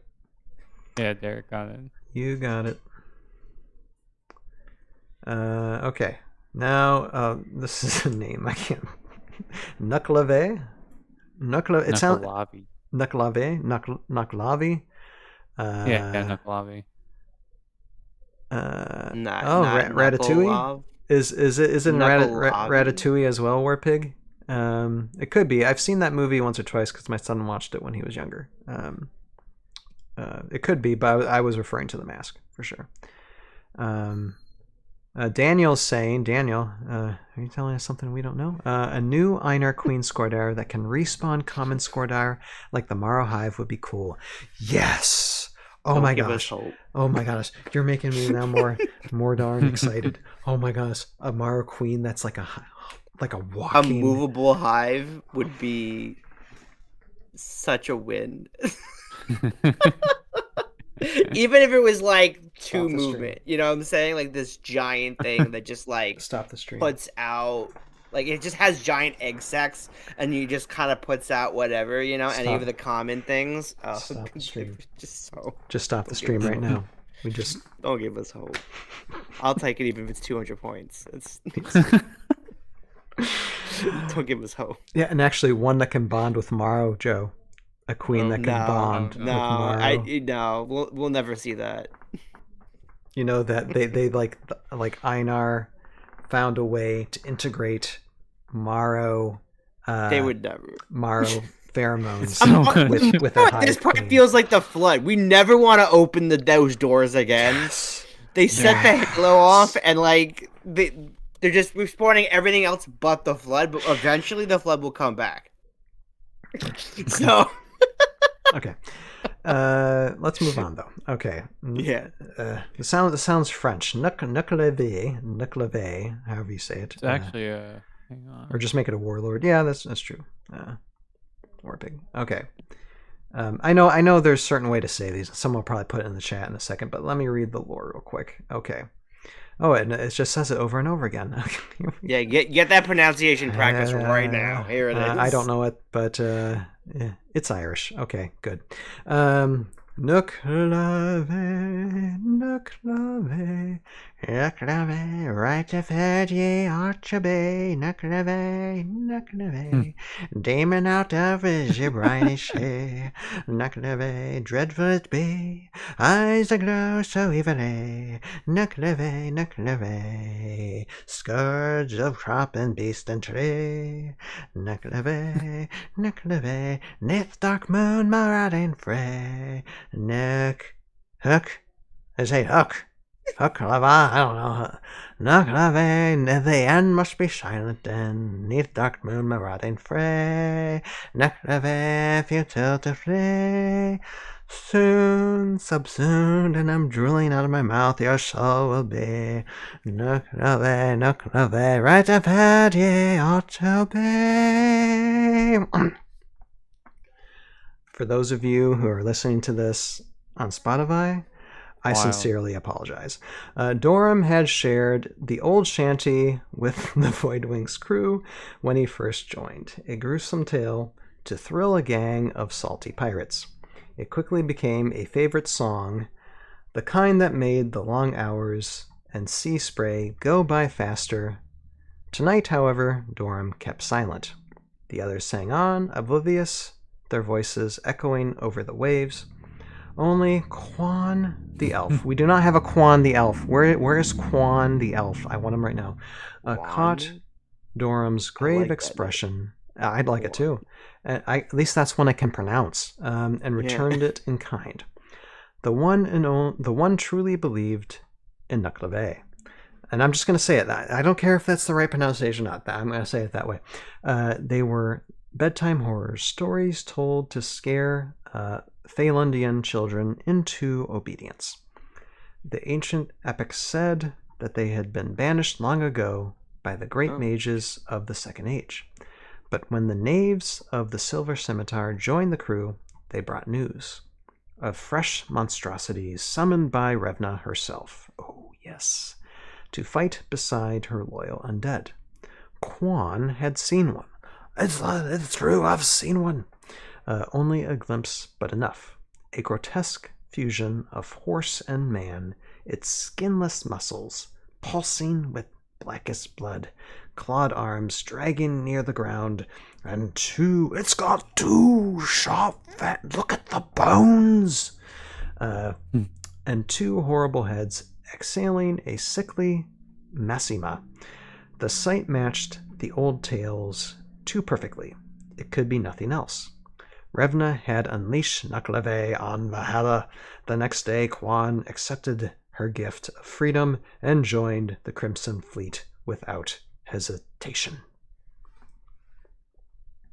Without hesitation. Anyway, okay. Let's take a look at this guy. So real quick though, Daniel Chan says in the chat here, Quan is the elf knave. Oh, the elf knave, the Silver Scimitar, yeah. But this is the first time we're getting that name, so I guess the Crimson Fleet. I mean, it makes sense because joining the Crimson Fleet, that's the pirates. But I appreciate the fact cool. because I started this a long time ago with naming the Airborne Elite. Because even though there was one Airborne Elite that was named in the classic lore, you really didn't have like unique or common squads, any names for those squads. They were just nameless nothings that just had abilities and just one title on the card. So I appreciate the fact that, and Daniel, you still need to come on here sometime. Invitation's open. Just message me. I don't mind having conversations. But I appreciate the fact that Renegade is naming some of these units that have been nameless and giving them like identities and personalities and backstories. I appreciate that a lot. But anyway, okay, Nucleve. Smalls. Huh? Daniel says, I don't think any of the other Pirate Squad figures have names yet, I'll other make than them. the Score Dyer. He's always Buggy Smalls Smalls to to me. Buggy Amazing. Smalls. Okay. Here we go. Nucleve. Life of 3. Move of 7. Range of 1. Attack of 3. Defense of 4. 50 points. Demon. And I called this a long time ago. I said this on an interview with Roguescaper. I'm like, I don't know if it's possible, but we need some demons. And we got one. Common hero, Scourge, Terrifying, large 8. Has Withering Breath special attack. Of course, this is Revna. Withering Breath special attack. Range special attack 2 plus special. Choose 3 spaces in straight line from this Nucleve. All figures in those spaces who are in line of sight are affected by Withering Breath special attack. Roll 1 additional attack dice for each wound on the attacking Nucleve. Roll attack dice once for all affected figures. Affected figures roll defense dice separately. So this is just kind of a little bit of like a line of sight attack, I think. Subsumed Soul. The first time a Nucleve destroys a figure each turn, you may remove a wound marker from that Nucleve. Subsumed Soul cannot be used on destructible objects. Okay, so that's one way to keep this common hero alive. Hence, probably the 50-point mark. That makes sense. So, Joe, what do you think of this? I mean, yeah. I mean, Withering Breath special attack is so neat. The fact that it is a double base figure gives you more range with that power. Add a max of 4 attack. And then hopefully with that attack, you're able to bring its life back from 1 to 2. But yeah, super cool. Obviously, I think the sculpt wins me over by anything else because it's so fascinating to look at. It's like if there's crazy. If there's anything about Heroscape that I love the most, it's like looking at the battlefield and going, "What is that?" Like there's nothing else on the field, and you're like, "What is that?" And you're like, "Oh yeah, that's the Nucleve," like. And you're like, "What?" Don't worry about it. It's coming on and ready to kill you, and you're just trying to find enough time to pronounce its name correctly. Look, it's a. You won't have time. What's it called? Jeremy, your thoughts? Really cool option here. Multi-attack, and then also it can stay alive if it's able to do some damage. And for those that wanted to know, this is an actual like creature in folklore from the Orcadian Isles. So this is like up north. And just this amalgamation of a demon, of a man and a horse together that haunts the islands. That's what I remember reading about. And it's like, Scotland's got some really interesting stories. You gotta really wonder who thought this up and was like, yeah, you know what, man and horse combined. That's what I remember seeing on the beaches at nighttime. Like that's terrifying. Mhm. It is. Like, yeah, so it's good stuff. Yeah, it's also the same line as the Grave Grim, because that comes from folklore, like Earth Mm-hmm. folklore as well. So this is just another one, although it's not the same kind. This is a Revna creature, and I think it will probably go well with a Revna type army, probably. Um, Mm. I know some people are probably poo-pooing it because it's like, well, what do we use it for? Well, we'll have to figure out when other units come into play for it. But Yeah. it's got a nice aesthetic, and we'll just see how it plays in the future, really. But I enjoy it a lot. It's like finally get like a demon creature, in Renegade Yeah, Scape. So keep on bringing the demons. I Mhm. think a whole demon class, Mhm. or species, I should say, would be a warm welcome for sure. Mm. Yeah, for sure. All right. Well, that's taking a look at Anuklave, Nuke Valley, whatever. It's a demon. It's a creature. Check it out. It's cool. All right. Moving on. Oh, that's a good idea. Gargoyles. Gargoyle Squad. Heck Oh man. Yeah, Warpig is saying we need Gargoyle Squad. Gargoyles would be Yeah. cool. Okay, we got another Revna unit here. Revenants of Revna. And we were talking about this last Sunday too, how it's like, besides the Revna emblems on them, kind of hard to tell apart because they're different, Very different, Mhm. yeah.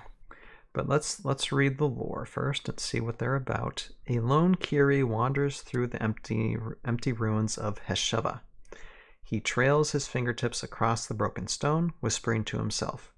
Each step echoes through the still air, a soft slosh in the murk, accompanied by the gentle clinking of Revenant medallion he wears on a chain across his chest. Immersed in his own thoughts, he is surprised to hear the dead quiet of the lost city broken by the voice of a child. "What are you doing?" she demands. He smiles with his skull mask, attempting in vain to appear welcoming. "Call it a pilgrimage," he responds. "I am here after each time Lady Revna returns me to give thanks for my life." Oh my goodness. The child, no older than 9, inches around the stone she was hiding behind. "Revna can do that?" Her voice is accusatory, as children often are, but edged too with a desperation that rings terribly familiar to the old warrior. "She can." He turns to face her fully and stops to the ground to meet her eye level. "Are you in need of the lady's grace?" By way of answer, the child reaches into her tattered shirt and pulls out 2 necklaces, each adorned unmistakably with Kiri feathers. Holding them up one at a time, she names them Father and Papa. The Revenant nods solemnly. Many a child has lost their parents in this terrible war. But, clever one, you have their feathers. Very well done. Lady Revna has brought me back from only a rag, soaked in my blood. She can surely restore your fathers with these. All else she will require. He stands with extends a hand, cool with the touch of death. "Is your faith?" This is creepy. That's mad creepy. Yeah, that's Ryan, could we get like a little graveyard scene and like Oh have my this goodness. kind of reenactment? Because I this would be could. so insane. you would just Yeah. need a miniature Oh of my a God. I guess a Kiri Yeah. child though. Oh my god. I'm Um, sure somebody in the 3D printing community can print you up Probably. a Kiri child.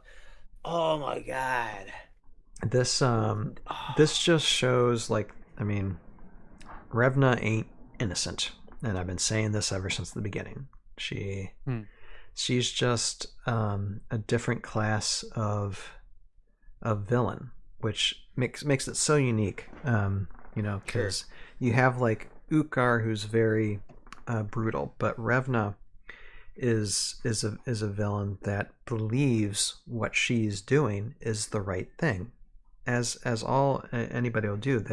Any good villain will justify to themselves what they're doing is good, and make a movement from it. So it's really good. It's really good lore. Love it. What are your thoughts, Jeremy, on this? Yeah, that's really good, really well written. The themes of Revna comes out and are these characters because it's about that sense of freedom or that sense of salvation. She's always offering a second chance, but the second chance is you're undead. Mm-hmm. You're a zombie. So it's like, is it really that much of a second chance? Is that really a good thing? With her resurrecting all of us undead. But that's the thing. That's the whole premise behind the character is that she's able to do this thing that is giving second chances to everybody, and it's been really cool to see her flesh out this way. Mm-hmm. Mm. Agreed. This actually kind of reminds me what Cyperian Essen wine could have been, in a Yeah. sense, and actually gives me inspiration when it comes to like writing like the future seasons of Tales of Valhalla too. There's some things I got to consider when it comes to having Cypern as like the big bad in the coming series. So let's look at the card. Revenants of Revna. Undead, Common Squad, Revenant, Terrifying, Medium 6. Life of 1, Move of 6, Range of 1, Attack of 2, Defense of 3, 70 points. It's a little bit high in points, but let's take a look at the abilities here. Stealth Line, Blood for Blood.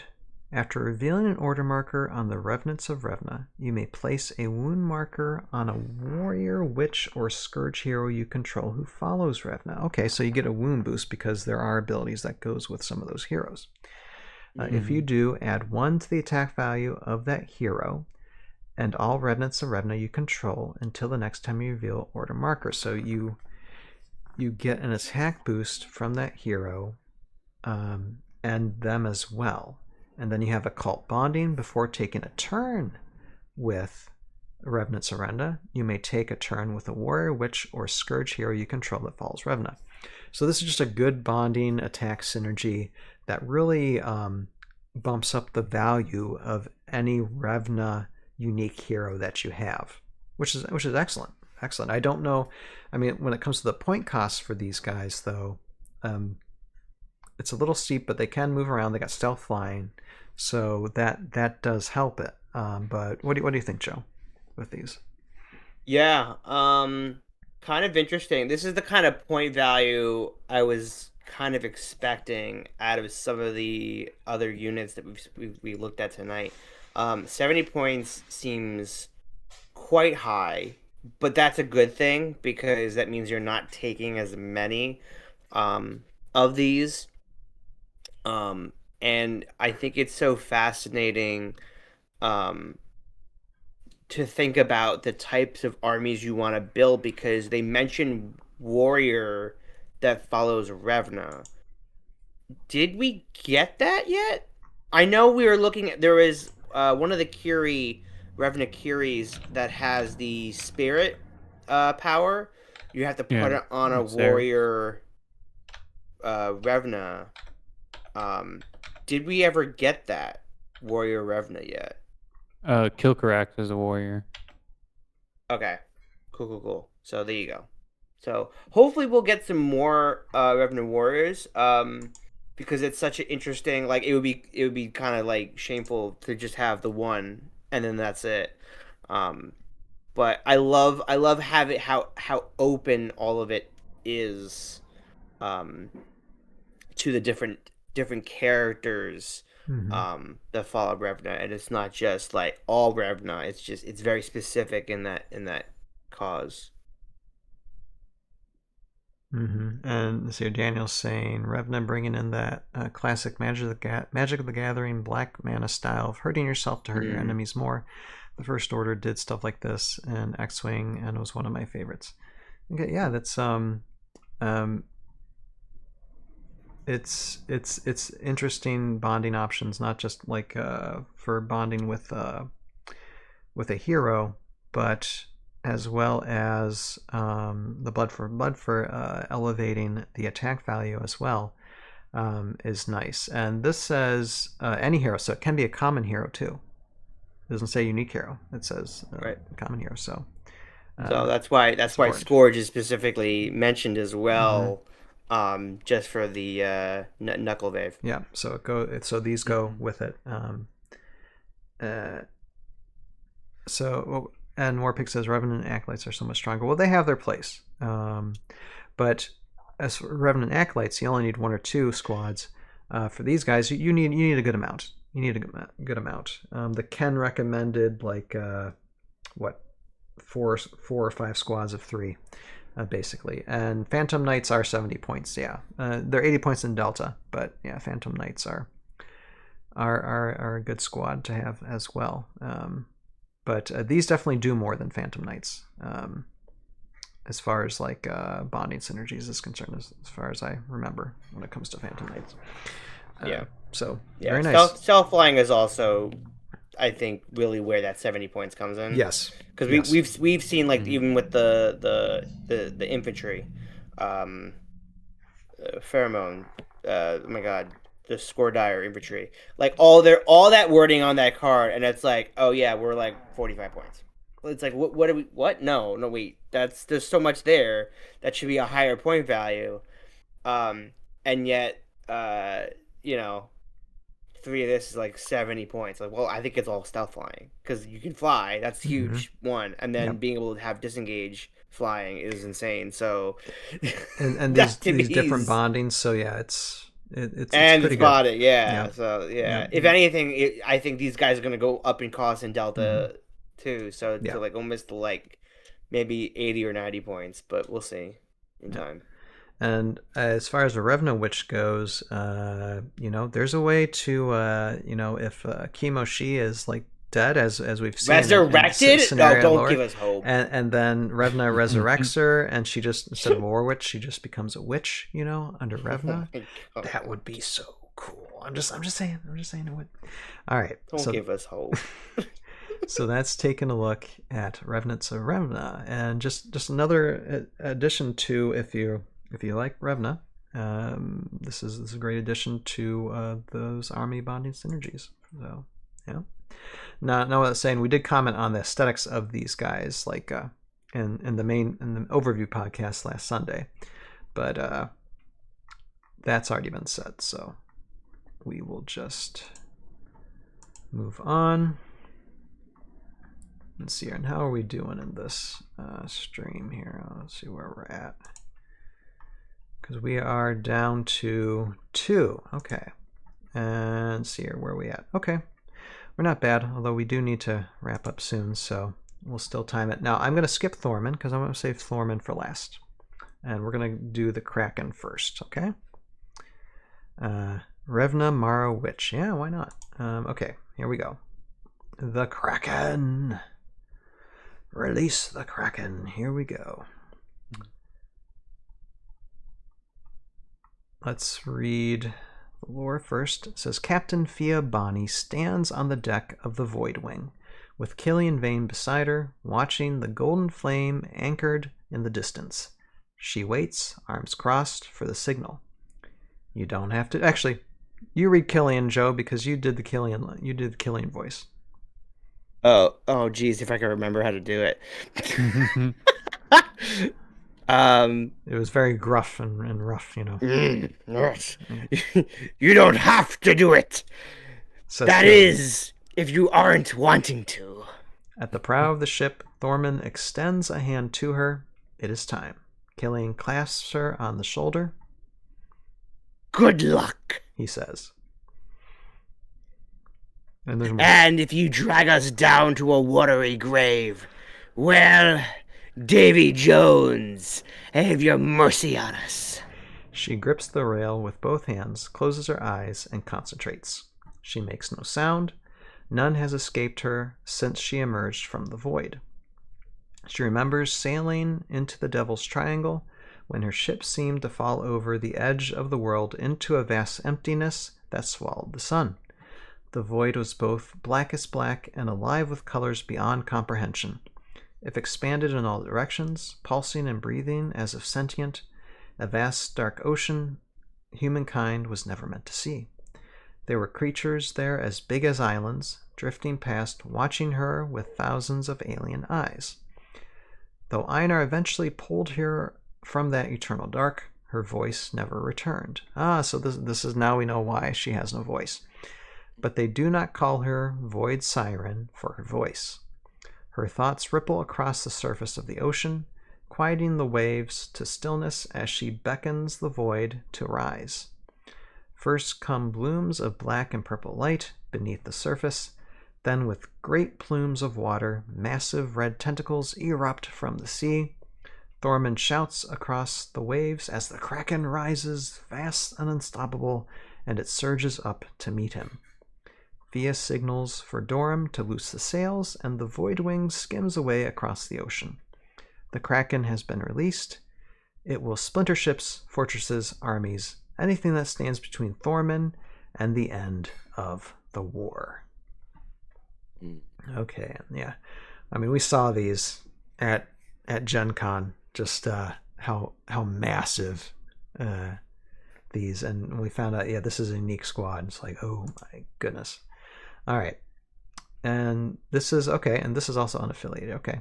Unaffiliated, the Kraken. So it says unaffiliated, but this is Thormun's symbol here. Kraken, unique squad, monster, unfathomable, huge 11. And this is the first ever huge squad, according to Warpig, so wow.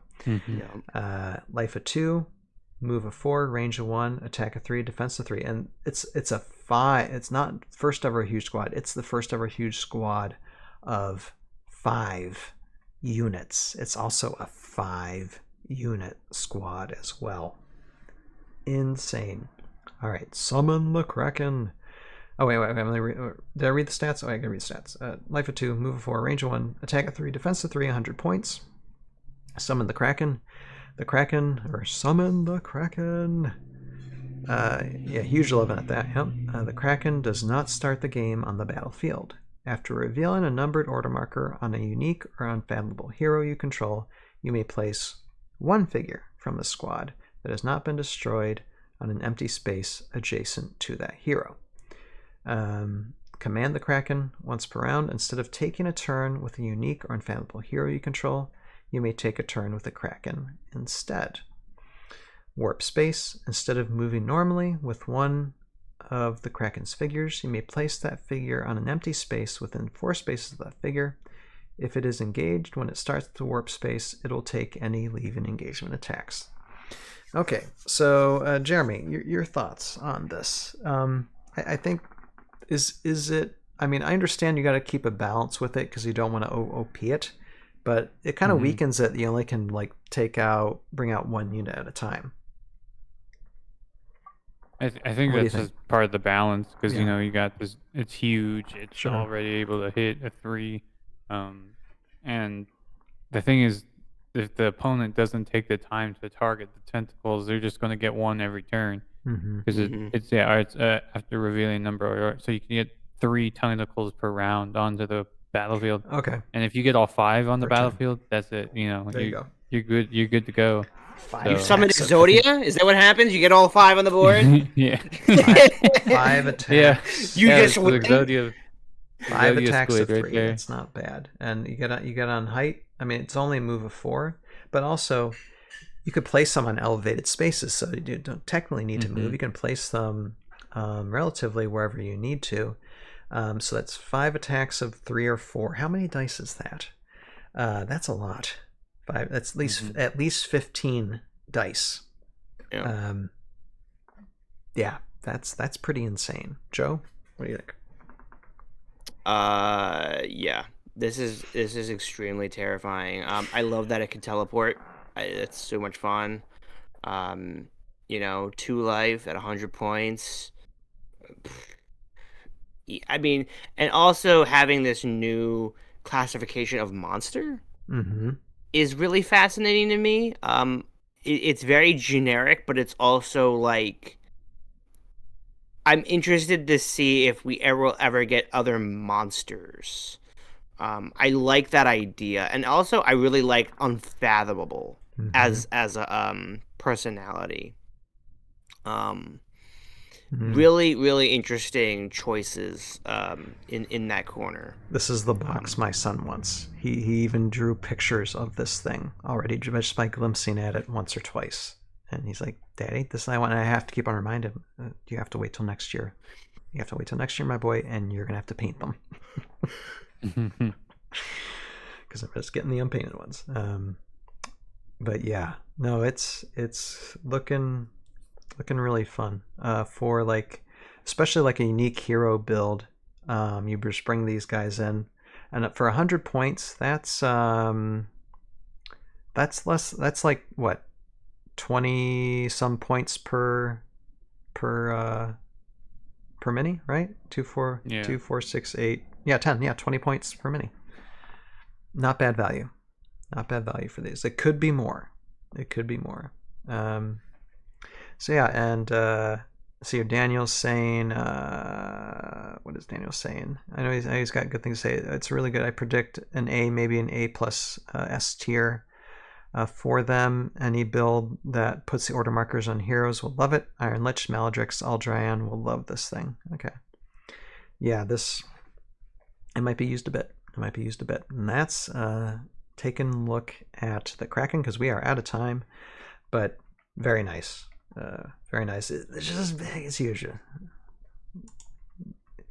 Probably be getting them sometime, because it's just, yeah, looking like a lot of fun. All right, and Thormun's Thunder. Thormun himself. Are we ready for this, guys? This is the zenith. This is the pinnacle of everything that was not. This is the one thing that was not displayed. I feel like at we're Gen cheating. Con. And why is that?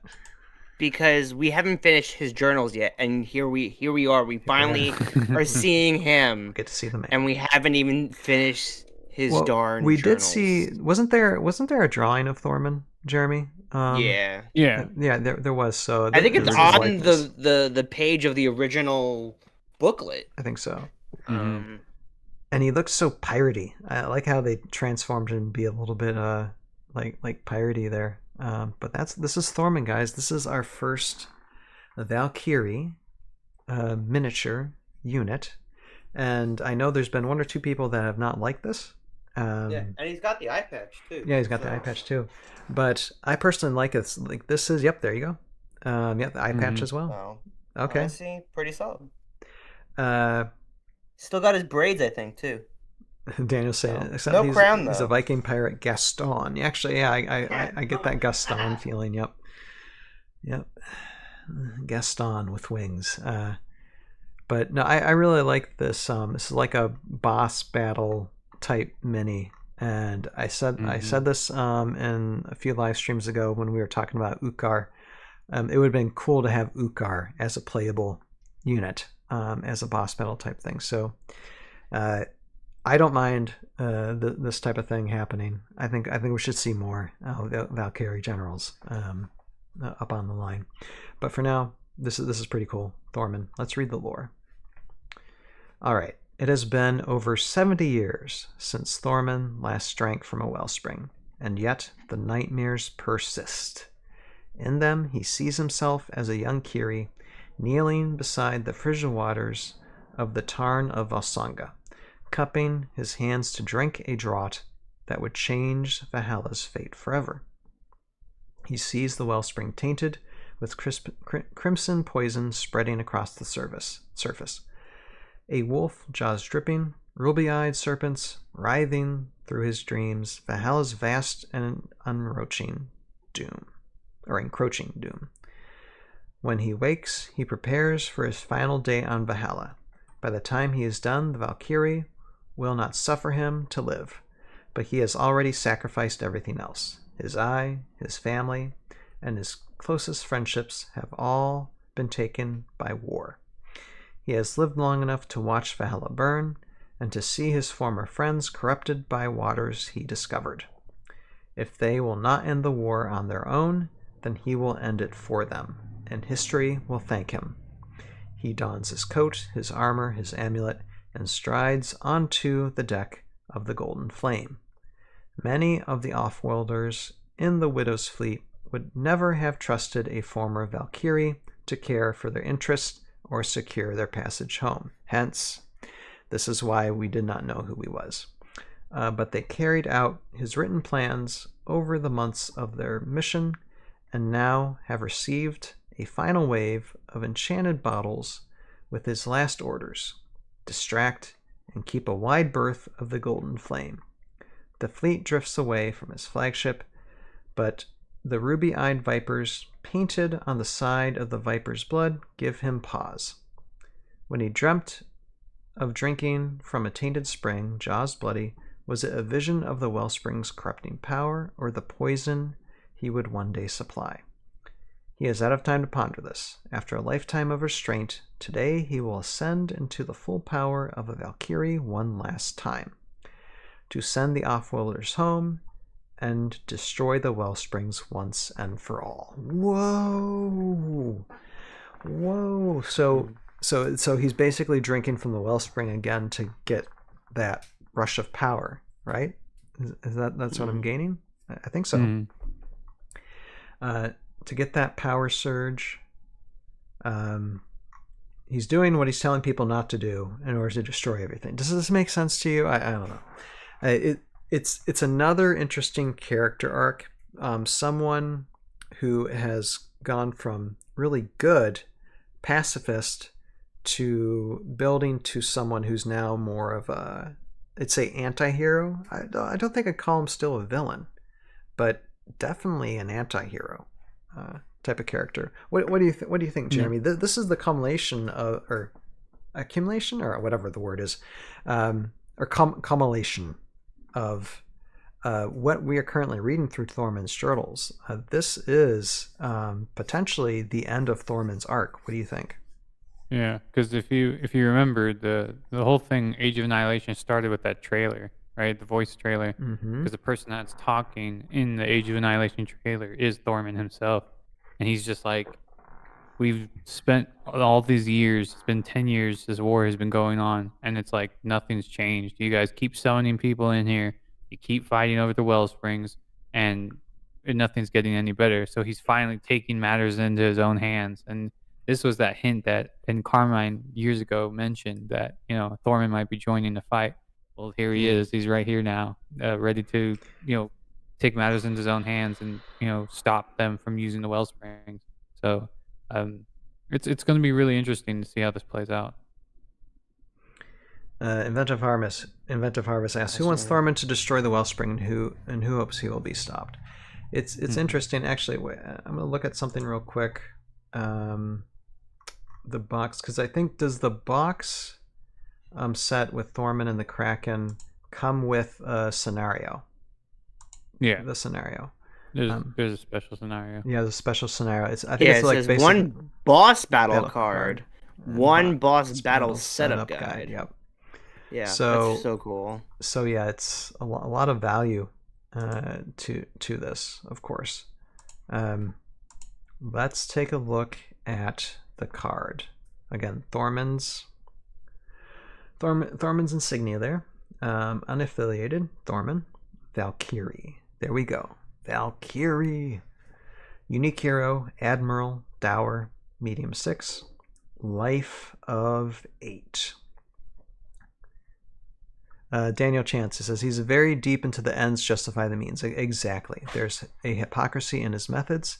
He has a noble goal, but is doing it with violence and the power he swears to destroy. Fun antagonist. It is. Very interesting. Yes, as a scenario with a special version of this card for the scenario only. Oh, okay. So there is a scenario card from it. So it's not this card then. There's a scenario card. So there's a whole different card that's probably battle. even more powerful. That's cool. That's wild. Okay, life of 8, move of 5, range of 5, attack of 3, defense of 3, 180 points. Ragtag Armada, after revealing an order marker on and before taking a turn with Thormun. Oh wait, I'm going to read that again. After revealing an order marker on and before taking a turn with Thormun, you may place a gold command marker on the army card of another hero you control to immediately take a turn with that hero. You may not place a command marker on the army card of a figure with the same affiliation as a hero you control that already has a command marker. At the end of the round, remove all your command markers. And that goes with pirates because pirates are affiliated with different generals, so that's easy to manage. Pirate King. Thormun's class is also Pirate, Captain, and King. Swashbuckler. After attacking with Thormun, you may attack an adjacent figure one additional time. Thormun's attack value is increased by 2 for the second attack. Okay, so you attack twice and you get an increased attack. All right. So double attack, and you got flying, so you can fly around, of course. And so I'm trying to think. Ragtag Armada. So you take a turn with a hero, then you take a turn with Thormun, or just take a turn with the hero? Take a turn with the hero and then with Thormun. Wow. And so I imagine with that hero, depending if that hero has bonding, then you can move pirates along too. So, well, not necessarily, because it's depends. You have to reveal an order marker for most bonding for it to work. Sure. So if you're already because they try to avoid the double bonding of things. But my thing is, you don't get those command markers back, so you only get to do this 3 times then. I think so. Yeah, I don't think they recycle. But with 180 points, how much more heroes can you add into your army? Well, yeah, exactly. Yeah. Mm-hmm. See here. Yeah. Okay, per round. Wait a minute. So Daniel's saying he has bonding with any hero, but can only bond with one hero from each general per round. But yeah, so because it says his command markers come back. Yeah, because it says at the end of the round, remove all your command markers. So you can use the command markers round, and then you remove them at the end of the round. So if you, so that's what that means. Interesting. So it's an interesting way of managing. It's incredibly clear in the pirate wording. army. Yeah. It just says remove all your command markers. The markers can be used again. Yeah, you use them. So if you lose a hero, then then those command markers come back, and then you can recommand other heroes. Interesting. Okay. So this is just like he is basically a hero bonder, and the potential of like just an all unique hero army, which would be very, very interesting how you would manage that. Once again, another army that I would love to play is with him. You take other heroes from other generals, and then you bring Ranjit Singh, and you just have a fantastic time with just boosting your movement and your attack values, because you're encouraged to take multiple Valkyrie general army cards in that army with Ranjit. So so many options. So many options for this dude. I can't wait to read what the actual boss battle army cards do sometime down the line. Derek's like bond with Hulk. Bond with Hulk done. There you go. Perfect. I mean, you technically can. Boom. Let's see here. Daniel says the Thormun and Kraken box seems to be very much designed to boost viability of unique hero-only builds. Yeah, it seems like it. And yeah, we're big. Hexala did demo them. Lucky those guys. Lucky them. But it's good. I mean, Hexala's earned it. They put in a lot of work for their channel in the last year or so. So, but yeah, Thormun. What else can we say? It's wow. It's a lot to take. Thormun, the guy we've been talking about this entire time, and like Jeremy said, like it is finally happening where that beautiful trailer that we had gotten, which I gotta go back and rewatch now, just to listen to him talk, because it's the same one where it's like zooming through that like 3D model of like all of like the characters and stuff. Oh, I love that one. And it's just like, here it is. Like, what a surprise! I knew Ryan, you knew about it, and obviously Jeremy, you knew about it. But like, But just being I didn't like, know we were gonna get a Thormun mini. being though. in the hospital watching this, didn't and it was know just like, I'm sorry, what? It was so cool. I was like, no way. I was surprised no one walked in. Like, you okay? Yeah.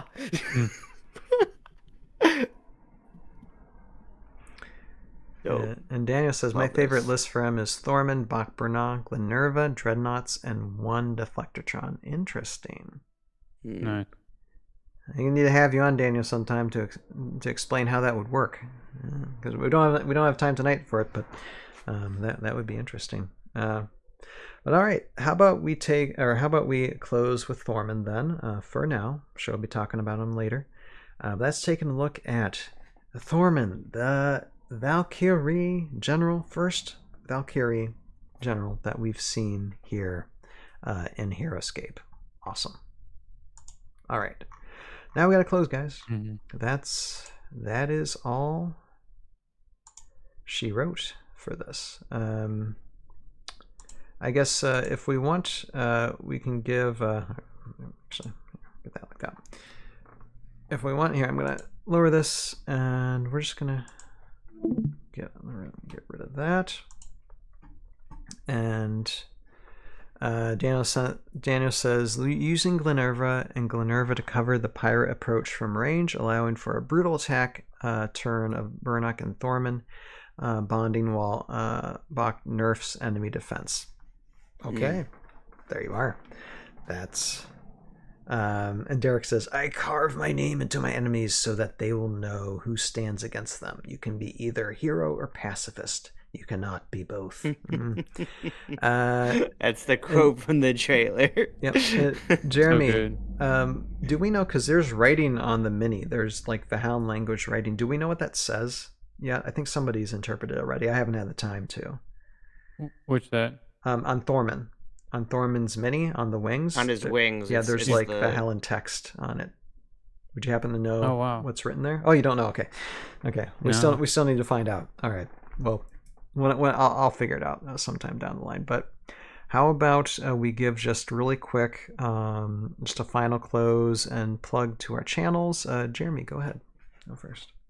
All right. Well, thank you for having me on board. It's always a pleasure, to get to talk about these characters. And now it's fun because I knew about Thormun a while ago, but it was just like, super excited for the opportunity to get that to drop, and then all of these get to drop. So it's always, been fun working on these and getting these all into a place where you all can enjoy the story. And I read the comments. I read a lot of the lore chat too. People talk about it, and it's cool to see that people enjoy the lore, because I definitely try to work my best on the portions that they give to me, and then also Dandelions and the scenario team writes some really good stuff.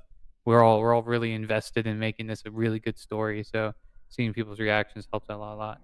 And if you ever want to find me, I'm on the internet as ESSALIM. That is my platform for nerding out about lore stuff and stories about what the story inside a video game, because there's a lot of good writing in the video games, and I love talking about it. And you can find me Twitch, on YouTube, on Blue Sky, and all those other sites. And I yield my time. Thank you, Jeremy. Joe, go ahead. Yeah. Once again, thank you for bringing me on. This was an absolute pleasure because I don't like reading, and like I will read out loud for the channel, but like on a personal time, I do not read. Like I don't go off and like read articles or anything like that. I'm not a reader. I'd rather watch like a show or a movie or a video. Like I'm very visual in that sense, but like this is a great way to force myself to be like, okay, let's take a look. Like just that whole like my mind is kind of blown right now, still thinking about the Necrotech Reavers and that they were Vorid at some point. Is like, like it just, oh no, like did not connect right away. There's a lot of and dark I have lore. to think about other lore in things. this wave. A lot of They're dark not lore. truly eyes. I mean, they're Isaac now, but that I think could be the big difference of why they're Vidar opposed to why they're not Revna. They're not like born Eiseneks. Then again, I don't know if Eiseneks are really born. They're created. I'm not sure. But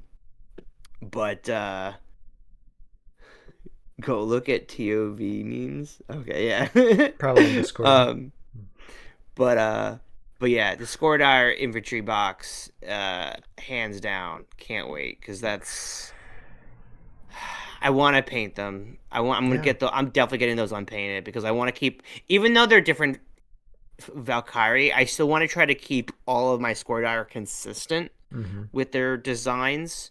You know, unless I'm learning something different. I know Maladrix is kind of shunned from her hive or whatever, but I don't think they should all look very similar together, right? Like I don't think they're not wouldn't be. But yeah, I'm super excited, and just to be able to have that idea of a boss. Like I know we did like Ukar kind of like as a boss as a scenario, but like An actual this boss is like battle. a whole different beast. Like there's a whole specific card for it too. That is such a unique thing. I mean that's not gonna. We're not. I hope they never reveal it until we get the box in our hand. I think so. Unless because Hexala I think did already have these units. I think they've played. They did. Scenario, so They I might did. have to go watch that now. We already know this information, and I'm just oblivious to it. It's hard to watch. But everything. anyway, yeah. I'll yield my time. Thank you everybody that has reached out to me. And you guys know who you are. But yeah. Don't forget, I am not crazy. I'm Joe Crazy. All right, thank you. And link description below for all these guys and everything they do. Check them out. And Daniel's saying, yeah, Maladrix is just a heretic outcast queen. She's still Skordire as her spawn. Only real difference is the colors and subspecies. Yep. So yeah, I'm looking forward to new queen. Let's just put it that way. Yes. Anyway, I'm Ryan, aka Tales of Valhalla, and guys, this is the end of a very long month of going through this. It's taken a number of weeks, and I knew it was going to as soon as we did the react stream. But glad it's done. Now eventually I'll be getting these segmented videos out, taking first looks, so we can get those in a playlist and for people to look at, as opposed to scrolling through hours and hours worth of a thing. But shout out to all those on Spotify. That audience is keeping on growing there. So shout out to you for listening to this on audio. Definitely check out Heroscape.com or Renegade's website to just visually look at the lore and the units, all these based on what we read. And you're probably going to say, Ryan said that wrong. Yes, stumbling through this tonight. Very, very, it's not that I was wordy. There was just a lot of things that you had to think about to say. And I had fun with it, though. Yeah, lots of fun for this. And then, what can I say? This Sunday, there's still a scenario that was released this month that I have not gotten to, so I need to. Yeah, and Daniel's saying not end yet. You still have the October scenario, right? Exactly. I was just mentioning that, Daniel. Thank you. So this Sunday, I'll probably be reading that, and that will be relaxing. Actually, just taking an hour or less to read through that, and then got other things to do in the coming weeks as well. Hopefully I'll have a chance to just relax and paint a little bit as well. We'll see. But thank you all for watching. Oh, and also I've been animating, guys. I've been animating. So stay tuned for that as well. Creative juices are still flowing, and who knows what you're going to see in the future. Just keep an eye out. That's all I got to say about that. Thank you, everybody in the chat. Again, 100 plus comments in the chat. Appreciate you all that came in tonight to give your thoughts. See you later. You have a purpose in your life. Find it, pursue it, live it, and we'll see all of you next time. Later now. Bye-bye.